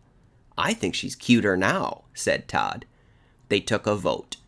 12 kids thought she looked cuter with her 2 new teeth, and 12 thought she looked cuter before. 3 thought she should keep just 1 tooth. So Rondy decided to keep her teeth. They were good for biting carrots. Uh-oh, she suddenly remembered. She ducked just in time. Chapter 24. Another story about potatoes. Joe was next in line. He had forgotten his lunch. And what would you like, Joe? Asked Miss Mush. "What do you have?" Joe asked. "Potato salad," said Miss Mush. "Anything else?" asked Joe. "No, just potato salad," said Miss Mush. Mrs. Jewls had made Miss Mush throw away the rest of the mushroom surprise, and she made Miss Mush promise never to make it again. "Okay, I'll have potato salad," said Joe. Miss Mush smiled. She scooped a large glop of potato salad out of the vat and plopped it on Joe's paper plate. Sherry was next in line. She had also forgotten her lunch. "And what would you like, Sherry?" asked Miss Mush. "What do you have?" asked Sherry. "Potato salad." "What else is there?" asked Sherry. "Nothing," said Miss Mush. "Okay," said Sherry. "I'll have that." "Potato salad?" asked Miss Mush. "No, nothing," said Sherry. Joe was the only one who ordered the potato salad. Everyone else ordered nothing. He slid his paper plate over to the cash register and paid for his lunch. Then he went to the ketchup and mustard table. He looked at the grayish-white mound on his plate. He thought it needed more color. He squirted squiggly lines of mustard all over it. Then he added several dollops of red ketchup. "That's very pretty, Joe," said Bebe. "I didn't know you were such a good artist." "Thanks," said Joe. He looked for a place to sit. "Hey, Joe, over here," called John. Joe sat next to him. "Hi, pal," he said. "Hi, good buddy," replied John. They were best friends. John had brought his lunch. He looked at Joe's potato salad covered with yellow squiggles and red polka dots. "That's very colorful," he said. "Thanks," said Joe. They both stared at it. "I wonder what it tastes like," said John. "Who knows?" said Joe. "There's plenty more potato salad," called Miss Mush. "Who wants seconds?" Nobody wanted seconds of potato salad. Several kids went back for seconds of nothing, but soon Miss Mush ran out of nothing. Finally, Joe picked up his plastic fork and stuck it into the glop. "What does it feel like?" asked John. "Lumpy and gooey," said Joe. He dragged his fork over the mound, swirling the mustard and ketchup together. "Kind of spongy, too." The colors mixed with the potato salad. It turned a pale orange. "It looks like a face," said John. Joe laughed. He shaped it so it would look even more like a face. He piled up some potato salad in the center, giving it a nose. John had a plastic spoon. He dug out 2 holes for the eyes, then made eyebrows. "That's good," said Joe. He gave it a big, smiling mouth. John made long, pointy ears. They both laughed at their creation. "I wonder what it tastes like," said John. "Who knows?" said Joe. They stared at it. "It kind of looks familiar," said John. "Like somebody I know." "Who?" asked Joe. "I'm not sure," said John. Joe noticed it too. "It does look familiar," he agreed. "I've seen that face somewhere before," said John. "Me too," said Joe. The smile on the potato salad abruptly turned into a frown. "Wow, did you see that?" asked Joe. John's eyes filled with terror. I just figured out who it looks like," he whispered. "Who?" asked Joe. "Mrs. Gorf." The potato salad laughed. "Ha, ha, ha," said Mrs. Gorf. "Now I'll get you. You think you're so cute, don't you? Well, you won't get away from me this time." She wiggled her ears, first her right one, then her left. "Quick, Joe," said John, "eat her." The 2 boys dug their plastic utensils into the potato salad and shoveled it into their mouths as fast as they could. Joe swallowed the final mouthful. "Whew," said John. "That was close." Joe rubbed his belly and sighed. They both stared at the empty plate. "You know, Joe," said John, "that didn't taste too bad." "It was pretty good," Joe agreed. They went back for seconds. Chapter 25. A story that isn't about socks. It was class picture day. The children were all dressed up in their best clothes. Stephen came to school wearing a 3-piece suit: gray trousers, a gray vest, and a gray jacket. Underneath his vest was a white shirt and a red and gold striped tie. On his feet were hard, black, shiny shoes.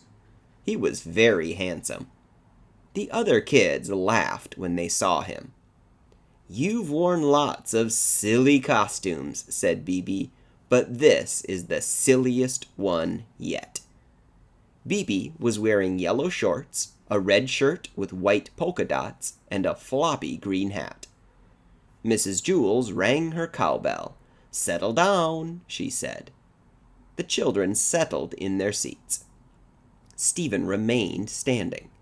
"Look at Stephen," said Mauricia. "His jacket is the same color as his pants." "They're supposed to be the same color," Stephen tried to explain. "It's a suit, and they're not called pants. They're called trousers." "Ooh," said Mauricia. "Can you go swimming in your suit?" "No," said Stephen. "I can go swimming in my suit," said Mauricia. Mauricia had on a black and white striped bikini. "I'm sure Stephen's suit is good for other things," said Mrs. Jewls. "It is," said Stephen. "Like what?" asked Todd. "Standing around and looking important," said Stephen. "What about sitting?" asked Todd. "No, I'm not supposed to sit," said Stephen. "The suit might get wrinkled. I'm just supposed to stand around and look important." "Oh," said Todd. Todd was wearing white shorts, a Hawaiian shirt, and sunglasses. Dee crawled across the floor to Stephen so she could get a better look at his shoes. "They're so shiny," she said. "I can see myself." She knocked on one of his shoes with her fist. "They're hard, too." "Dee, get up," said Mrs. Jewls. Dee stood up. She had on a black t-shirt that came down to her knees. In the middle of the shirt was a red heart. Above the heart, in sparkling silver and gold letters, it said, "Love Goddess." "I bet they're good for kickball, huh, Stephen?" she asked, "since they're so hard." "No," said Stephen, "I can't run in them, and they hurt my feet." "Then why do you wear them?" asked Dee. "Because they're uncomfortable," Stephen explained. "You have to wear uncomfortable shoes if you want to look important." "Oh," said Dee. "What's that thing around your neck?" asked Paul. "It's a tie," said Stephen. "Does it keep your neck warm?" asked Paul. "No," said Stephen. "Does it hold your shirt on?" asked Paul. "No," said Stephen. "Well, what's it for?" asked Paul. "It chokes me," said Stephen. "Oh," said Paul. "The more it chokes me, the better I look," Stephen explained. "See?" He tightened his tie. "Oh, yeah," said Paul. "You look real handsome." Paul was wearing cowboy and Indian pajamas. Stephen pulled his tie tighter. "Now how do I look?" he asked. "Wow, you look great," said DJ. "Pull it tighter." Stephen pulled his tie even tighter. "How's this?" he gasped. "You look great and very important," said DJ. DJ was wearing a toga made out of his bed sheet. "Pull it tighter," said Bebe. Stephen pulled on his tie. He could no longer breathe. "Tighter!" everyone yelled. Stephen pulled it even tighter. His eyes bulged and his nose turned blue. He had never been more handsome. "Tighter!" they all shouted. Stephen pulled his tie so hard that he ripped it in half. "Aww," the whole class groaned. "Darn," said Stephen. "Now I'm not great and important anymore." "Yes, you are, Stephen," said Mrs. Jewls. "You're just as great and important as you ever were." "I am?" Stephen asked. "Certainly," said Mrs. Jewls.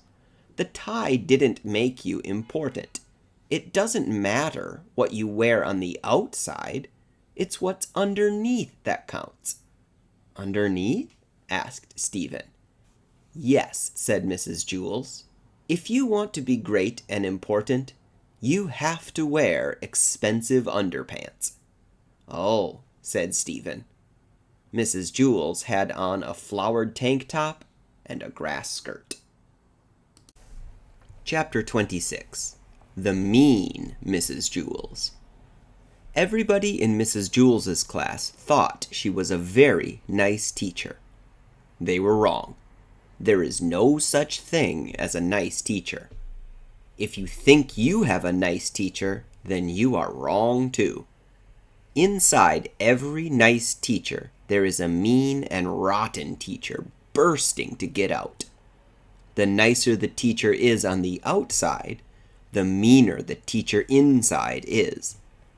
As Mrs. Jewls was changing the bulletin board before class, a mean and rotten voice whispered inside her brain. "Give the children lots of busy work today," it said, "and then make them do it over again if their handwriting isn't perfect." Mrs. Jewls tried very hard to ignore the voice. She didn't like giving busy work. Instead, she tried to teach the children 3 new things every day.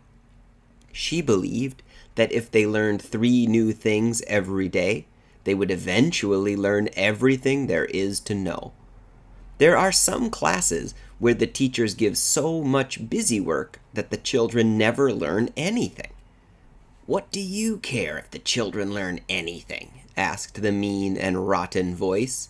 "It's not your job to teach them. It's your job to punish them. Keep them in at recess. Hit them with your yardstick." The bell rang, and all the kids scurried to their desks. "We are going to learn 3 new things today," Mrs. Jewls announced. "How to make pickles, 7 plus 4, and the capital of England." All the children paid close attention. "The capital of England is London," said Mrs. Jewls. 7 plus 4 equals 11. And pickles are made by sticking cucumbers in brine. On her desk, she had a box of cucumbers and a vat of brine for a demonstration. "Okay, Joe," said Mrs. Jewls. "How much is 7 plus 4? Joe shrugged. "But I just told you, Joe," said Mrs. Jewls. "Weren't you listening?" "I don't know," said Joe. "Okay. Who can tell me how pickles are made?" "Yes, Jason." 11, Jason declared. Mrs. Jewls frowned. "That's a correct answer," she said, "but unfortunately I didn't ask the right question. Can anyone tell me how pickles are made?" "Yes, Bebe." "In London," said Bebe. "I suppose they make some pickles in London," said Mrs. Jewls. "Okay, let's start again. Calvin, what's the capital of England?" "Could you write England on the board?" asked Calvin. "I can do a lot better when I can see the question." Mrs. Jewls wrote England on the board. "Oh, okay," said Calvin, now that he saw the question. "The capital of England is E." "Yes, that's one capital of England," Mrs. Jewls had to admit. "Okay, I will say it one more time. The capital of England is London. Isn't that where they make all the pickles? Asked Jenny. No, they don't make all the pickles in London, explained Allison. Just 11. Well, where do they make the rest of the pickles? Asked Stephen. Shut up! Shouted Mrs. Jewls. Well, that does it. You're all staying inside for recess. Everyone stared at her. Mrs. Jewls had never told anyone to shut up. It was against the class rules for anyone to use that expression. If you did, you had to write your name on the blackboard under the word discipline. Mrs. Jewls put her hand over her mouth, then took it away. Oh dear, I'm very sorry, she said. I don't know what came over me. She wrote her own name on the blackboard under the word discipline. Perhaps you'll learn the lesson better if you write it down, she suggested. Everyone please take out a piece of paper and a pickle. Everybody laughed. Pencil, snapped Mrs. Jewls. I meant to say pencil. It just came out pickle. I didn't know pickles came from pencils, said Jenny. I thought they came from cucumbers. I thought they came from London, said Todd. Mrs. Jewls made an ugly face. Todd, didn't I just tell you to shut up? She asked. She picked up her yardstick and held it over Todd's head. Well, answer me, she demanded. Didn't I tell you to shut up? Yes, said Todd. How dare you talk back to me, snapped Mrs. Jewls. Didn't I just tell you to shut up? Todd kept his mouth shut. Well, answer me, she demanded. Todd didn't know what to do. He nodded his head. Keep still, ordered Mrs. Jewls. Now, I don't want you to say another word. Is that clear? Todd stared at her. Is that clear? She asked again. Yes, Todd said meekly. Mrs. Jewls slammed down the yardstick. Todd quickly moved out of the way. The yardstick banged against his desk and broke in half. Mrs. Jewls stared at the 18 inches she held in her hand. Oh my goodness, she said. I'm sorry, Todd. I don't know what's the matter with me today. I must have gotten up on the wrong side of the bed this morning. She put a check next to her name under the word discipline. Okay, let me try to make this very simple, she said. If I have 7 cucumbers, and then I get 4 more cucumbers, and then I drop all the cucumbers in brine and take them to the capital of England, what do I have? How many, and where am I? Huh? Said DJ. What? Asked John. Could you write the question on the board, please? Asked Rondi. Shut up! Mrs. Jewls yelled a third time. In a mocking voice, she said, Could you write the question on the board, please? You kids think you are so cute. Well, we'll see just how cute you really are. She picked up the vat of brine from her desk. How would you like it if I poured this on your heads? You won't be so cute when you're all shriveled up and covered with warts, like pickles. She walked up and down the aisles carrying the pickle juice and glaring at the children. No one dared make a sound.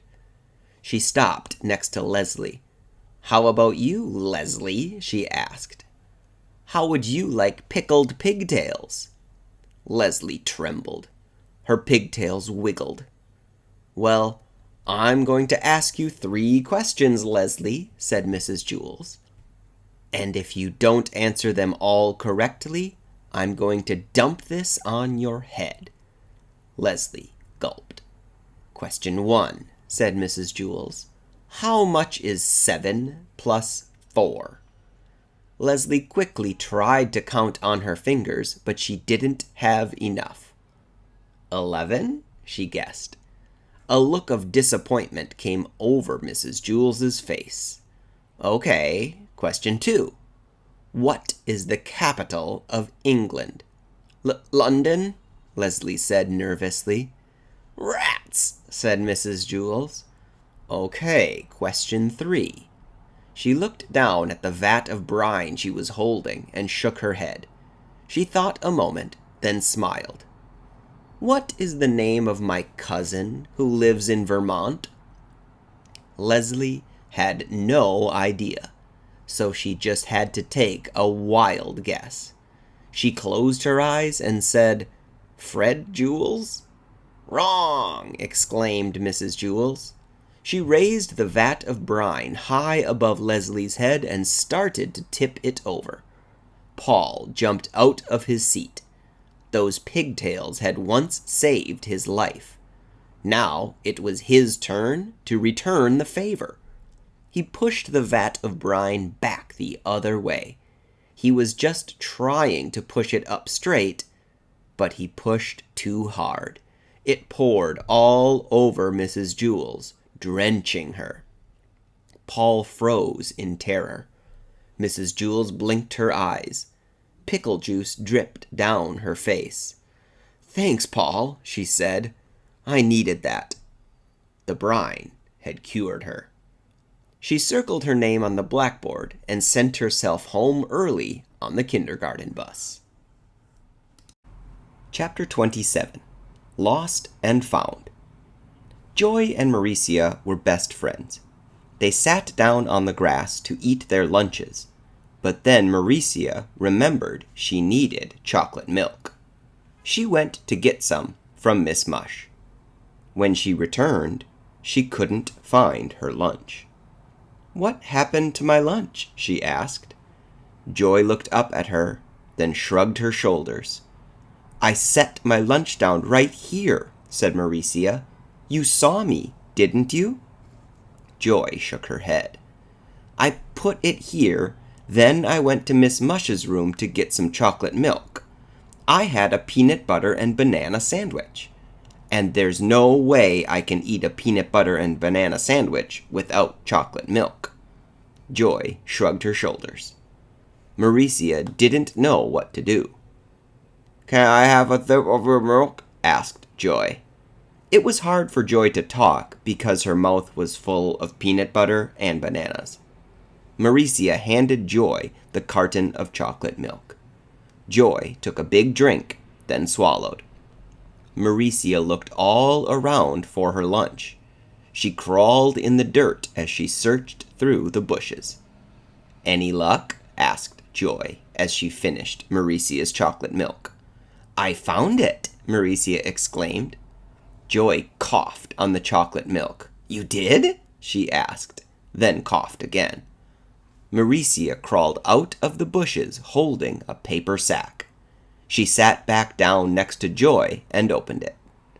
Is it your lunch? Asked Joy. No, said Mauricia. Too bad, said Joy. It's money, exclaimed Mauricia. Joy's eyes nearly popped out of her head as she looked at the paper bag. It was stuffed with dollar bills. And they weren't just $1 bills. There were a few $5 bills, some $10 bills, but mostly $20 bills. We found $1 million, Joy whispered. We? Asked Mauricia. They counted the money. It wasn't $1 million. It was $20,655. Let's split it, said Joy. You take half, and I'll take half. Maybe I should show it to Louis, said Mauricia. Louis, exclaimed Joy, are you crazy? Let's spend it. We can buy a skateboard, or a bicycle, or a horse, or a fancy car, or an airplane. I like taking the bus, said Mauricia. You could buy ice cream, said Joy. All the ice cream you ever want for the rest of your life. She knew Maurecia loved ice cream more than anything else in the world. Maurecia smiled as she thought about it. No, I better show it to Louis. He'll know what to do. You'll just get in trouble, warned Joy. Louis will think you robbed a bank. You'll go to jail for the rest of your life. Louis knows I'm not a bank robber, said Maurecia. But what if the real bank robbers find out you have their money? Asked Joy. They'll come after you and murder you. Oh, I didn't think of that, said Maurecia. You better give it to me, said Joy. Louis will protect me, said Maurecia. She walked across the playground. Louis was talking to Terence. He said, if you ever tie Leslie's pigtails to the tetherball pole again, I'll... Louis, look, said Maurecia. She held the paper sack up to his face. No thank you, Maurecia. I'm not hungry, said Louis. It's not my lunch, said Maurecia. Look inside. Louis took the bag from her and looked inside. Very nice, he said, then gave it back to her. Now, I want you to go untie Leslie and tell her... He suddenly stopped talking and blinked his eyes. He looked at Terence, then at Maurecia, then at Terence, then at Maurecia, and then at the paper sack. Let me see that again, he said. Maurecia gave him the bag. Hey, what about me? Asked Terence. Get lost, Jack Frost, said Louis. Terence ran away. Did you rob a bank? Asked Louis. No, I found it in the bushes, said Maurecia. I believe you, said Louis. We'll have to put it in the lost and found. I know, said Maurecia. Whoever lost it is probably very sad. But if no one claims it in 2 weeks, you can have it, said Louis. He took the bag of money and headed to the office. Joy was waiting for Louis at the door. Hey, Louis, she said, I lost a bag full of money. Have you seen it? Help! Leslie screamed from the tetherball court. A week later, Maurecia was eating lunch alone. She was eating a piece of sweet potato pie. Joy was crawling around in the dirt looking for more bags of money. Maurecia, said Louis, I'd like you to meet someone. This is Mr. Finch. Mr. Finch was an old man with white hair and a long white beard. He shook Maurecia's hand with both of his hands. It's your money, isn't it? Asked Maurecia. Mr. Finch nodded. It was my life's savings, he said. For 50 years I made pencils. I got a penny for every pencil I made. I hate pencils. But finally, I saved enough money to quit my job and do what I always wanted to do. What's that? Asked Maurecia. I'm going to open my own ice cream parlor, he said, then started to cry. When I lost that money, I thought I'd have to start making pencils again. Maurecia cried too.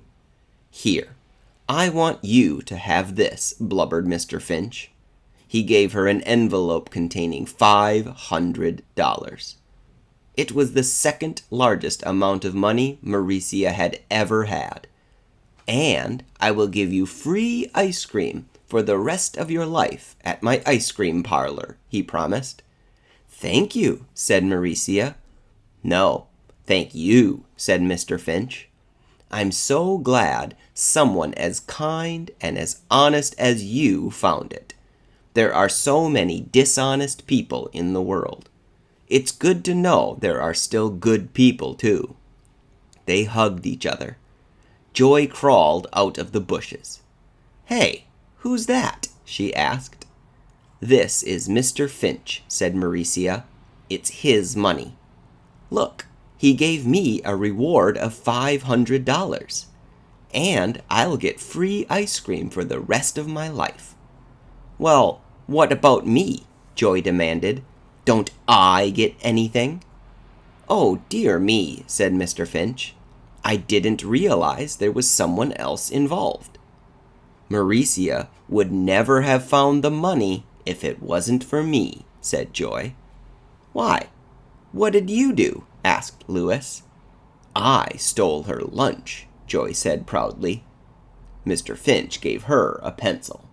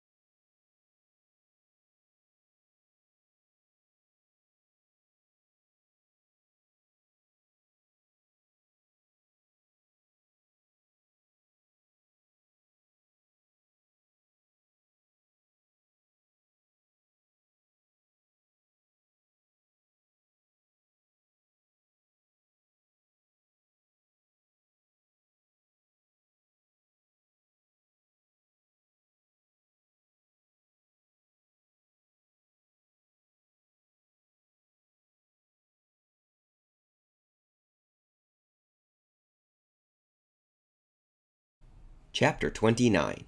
The Lost Ear. Mrs. Jewls was teaching the class about mammals. All mammals have hair, she said. Bebe raised her hand. Is my father a mammal? She asked. Yes, all people are mammals, said Mrs. Jewls. But my father doesn't have any hair, said Bebe. He's bald. Everybody laughed. Benjamin stared down at his desktop. He was very determined. Mrs. Jewls would be handing out report cards at the end of the week. He had to tell her his real name before then. He raised his hand. But Mac also had his hand raised. Yes, Mac, said Mrs. Jewls. I heard about a man who was getting his hair cut, said Mac, and the barber cut off one of the man's ears. See, the man had very long hair. I think he was a hippie, so the barber couldn't see his ear until it fell on the floor. Thank you, Mac, said Mrs. Jewls. That was a very interesting story. I'm not finished, said Mac. When the barber saw the ear on the floor, he said, Is that your ear on the floor? And then the hippie said, What? I can't hear you. So the barber showed him his ear. Then he called an ambulance to take the hippie to the hospital. Were they able to put his ear back on? Asked Todd. Well, see, said Mac, the doctors were all set to sew it to his head. They were in the operating room and everything. But suddenly, they couldn't find the ear. Man, they looked everywhere for it. Did they look under the operating table? Asked Joy. Yep, said Mac. It wasn't there. How about in the bathroom? Asked Eric Bacon. Maybe they lost it when they washed their hands. They looked, but it wasn't there, said Mac. Did they leave it at the barber shop? Asked Jenny. Nope. Did they ever find it? Asked Allison. Yes, said Mac, but you will never guess where. In the refrigerator, grumbled Mrs. Jewls. No, how would it get there? Asked Mac. Well, we really need to get back to mammals, said Mrs. Jewls. Yes, Mark? Benjamin lowered his hand. My name's not Mark, he said. My name really is Benjamin. Benjamin Nushmut. And I come from Hempleton, not Macedonia. Fine, said Mrs. Jewls, but we were talking about mammals. Now the whale is the largest mammal. Even though it lives in the ocean, it is still a mammal, not a fish. Do whales have hair? Asked John. Yes, said Mrs. Jewls. Dana laughed. A whale with pigtails, she exclaimed. Boy, I'd love to pull one of those, said Paul. Benjamin couldn't believe it. Didn't you hear what I just said? He asked. Yes, Benjamin, said Mrs. Jewls. Well, don't you think I'm strange? Asked Benjamin. All this time you've been calling me by the wrong name, and I never told you? Don't you think I'm crazy? No, said Mrs. Jewls. Benjamin was getting upset. Well, don't you think it's a stupid name? Benjamin Nushmut? He looked around at his classmates. Doesn't anybody think I'm weird? No, you're not weird, said Sherry. I'll tell you what's weird. What's weird is bringing a hobo to school for show and tell. I'm the one who's weird. That's not weird, said Bebe. What's weird is telling everyone you have a brother when you don't. I'm the weirdo. You call that weird, exclaimed Stephen. I'm weird. Who else would choke himself just to look nice? That's not weird, said Jenny. That's normal. Try reading a story backward. That's weird. I'm the weird one in this class. That's a laugh, said Rondi. If you're so weird, then how come you've never asked Lewis to kick you in the teeth? I'm the one who's crazy. "No, that's not crazy," said Todd. "I'll tell you what's crazy. What's crazy is that we all go to school on the 30th floor, and the bathrooms are way down on the first." Everyone agreed with that, even Mrs. Jewls. Benjamin shook his head. What a bunch of weirdos, he thought. Then he smiled. He felt proud to be in a class where nobody was strange, because nobody was normal. "Oh, this must be your lunch," said Mrs. Jewls. She gave Benjamin the white paper sack that had been sitting on her desk since Benjamin's first day of school. At lunch, Allison headed down the stairs. "Mark!" she exclaimed. "Hi, Allison," said Mark Miller. "Long time no see." He carried a white paper sack, just like Benjamin's. Allison was afraid she was back on the 19th story. "Don't worry," said Mark. Suddenly everyone realized my name was Mark Miller, and not Benjamin Nushmut. And then Miss Zarves gave me this bag and told me to take it to the hospital. "Is it your lunch?" asked Allison. "Look inside," said Mark. He handed her the bag. Allison looked inside. There was an ear. Allison's eyes lit up. "Oh, now I get it," she exclaimed. "I understand everything. There is no Miss Zarves. See, Mac was talking about the ear, then Benjamin Nushmut said his name wasn't Mark Miller, so that means you—" "What?" asked Mark. Allison suddenly looked very confused. "Never mind," she mumbled. For just a second, Allison had understood everything. But then she lost it. Chapter 30. Wayside School is Falling Down. A strong wind whooshed around the playground in the early morning before school, blowing dirt and leaves in the faces of the children. When the bell rang, they could hardly make it from the playground to the school. The wind was blowing directly at them, pushing their hair straight back. With every gust of wind, the school building teetered one way, then tottered back the other. As they headed up the stairs, they could feel the building sway back and forth. The higher they got, the more it swayed. "Hooray!" yelled Kathy. "Wayside School is falling down." "What are you so happy about?" asked Joe. "We'll all die." "Yes, but we won't have to do our homework," said Kathy. They entered the room on the 30th story. Mrs. Jewls rang her cowbell. "Find your seats," she said. That wasn't easy. All the desks were crammed together on one side of the room. The building swayed, and the desks slid to the other side of the room. Finally, the children all found their seats and planted their feet firmly on the floor.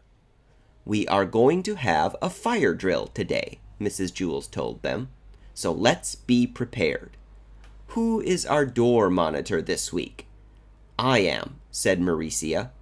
"Good," said Mrs. Jewls. "Who is our help monitor?" "I am," said Jason. "Very good," said Mrs. Jewls. "You have a big mouth." Stephen raised his hand. "What if there really is a fire?" he asked. "There's not going to be a real fire," said Mrs. Jewls. "It's just a drill." "I know, but what if there really is a fire?" asked Stephen. "And then the firemen won't come because they'll think it's a drill. The school will burn down." "Don't worry," said Kathy. "The school is not going to burn down. It's going to fall down. Bleep, bleep, bleep, bleep, bleep, bleep, bleep, bleep, bleep." It was the fire drill. Maricia, the door monitor, held open the door.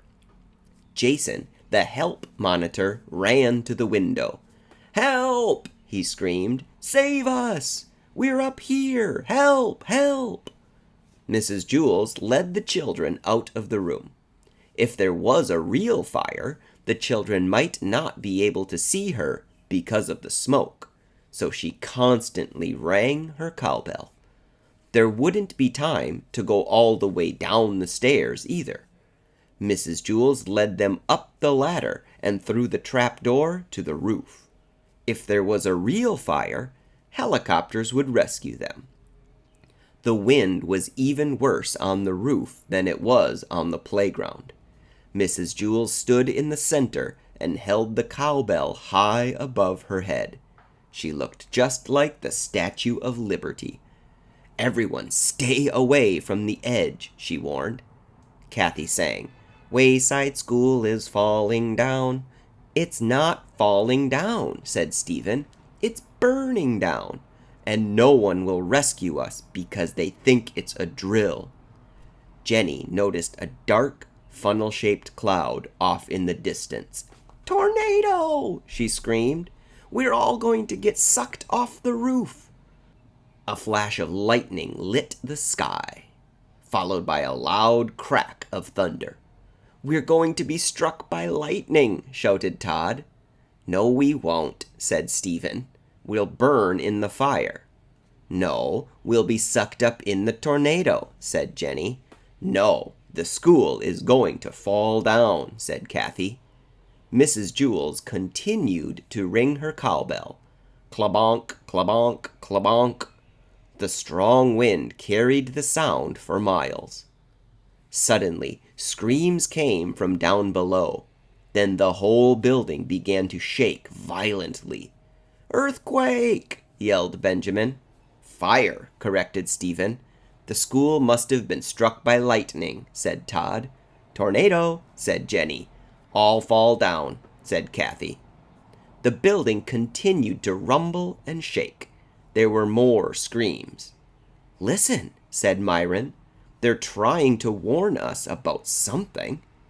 Down below, over 500 kids and teachers were shouting together, "Star bringing purple!" "What are they saying?" asked Mrs. Jewls. "I don't know," said Myron. Mrs. Jewls rattled her cowbell. "Star bringing purple!" they shouted again. "It sounds like star bringing purple," said Myron. "What does that mean?" asked Mrs. Jewls. Myron shrugged.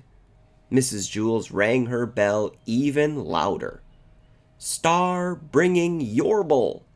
"Wait," said Myron. "They're not saying star bringing purple. They're saying star bringing yorble." "What's a yorble?" asked Mrs. Jewls. She rang her bell even louder. The school shook and rumbled. "Stop bringing yorble!" "Stop something," said Myron. Mrs. Jewls rang her cowbell. "Stop ringing your bell!" "Stop ringing your bell," said Myron. "Oh," said Mrs. Jewls. She stopped ringing her bell. Down below, all the students and teachers clapped their hands. But it was too late. Rondi opened the trap door. "Cows!" she exclaimed. The school was filled with cows. From all over the countryside, cows had heard Mrs. Jewls's cowbell and heeded the call. There were thousands of them. They filled the stairs and all the classrooms. There was no way for the children to get down. Helicopters finally came and took them, one at a time, off the roof. Wayside School didn't blow down. It didn't burn down. It wasn't struck by lightning, sucked up in a tornado, or destroyed by an earthquake. It was cowed. No one knew how to get rid of the cows. Cows are strange animals. They don't mind walking upstairs, but nothing can make them walk downstairs. Someone suggested starving the cows, but the farmers wouldn't allow that. Thousands of bales of hay were sent in. Several cows had calves. The newspapers thought it was funny and made jokes about smart cows learning to read and write. And so, Wayside School was closed. The kids and teachers were temporarily sent to different schools. Only one person stayed behind. He was there all day and all night trying to get the cows to go home. "Come on," pleaded Louis, the yard teacher, as he pushed and pulled on the cows. "Go home, please, pretty please." Everybody mooed.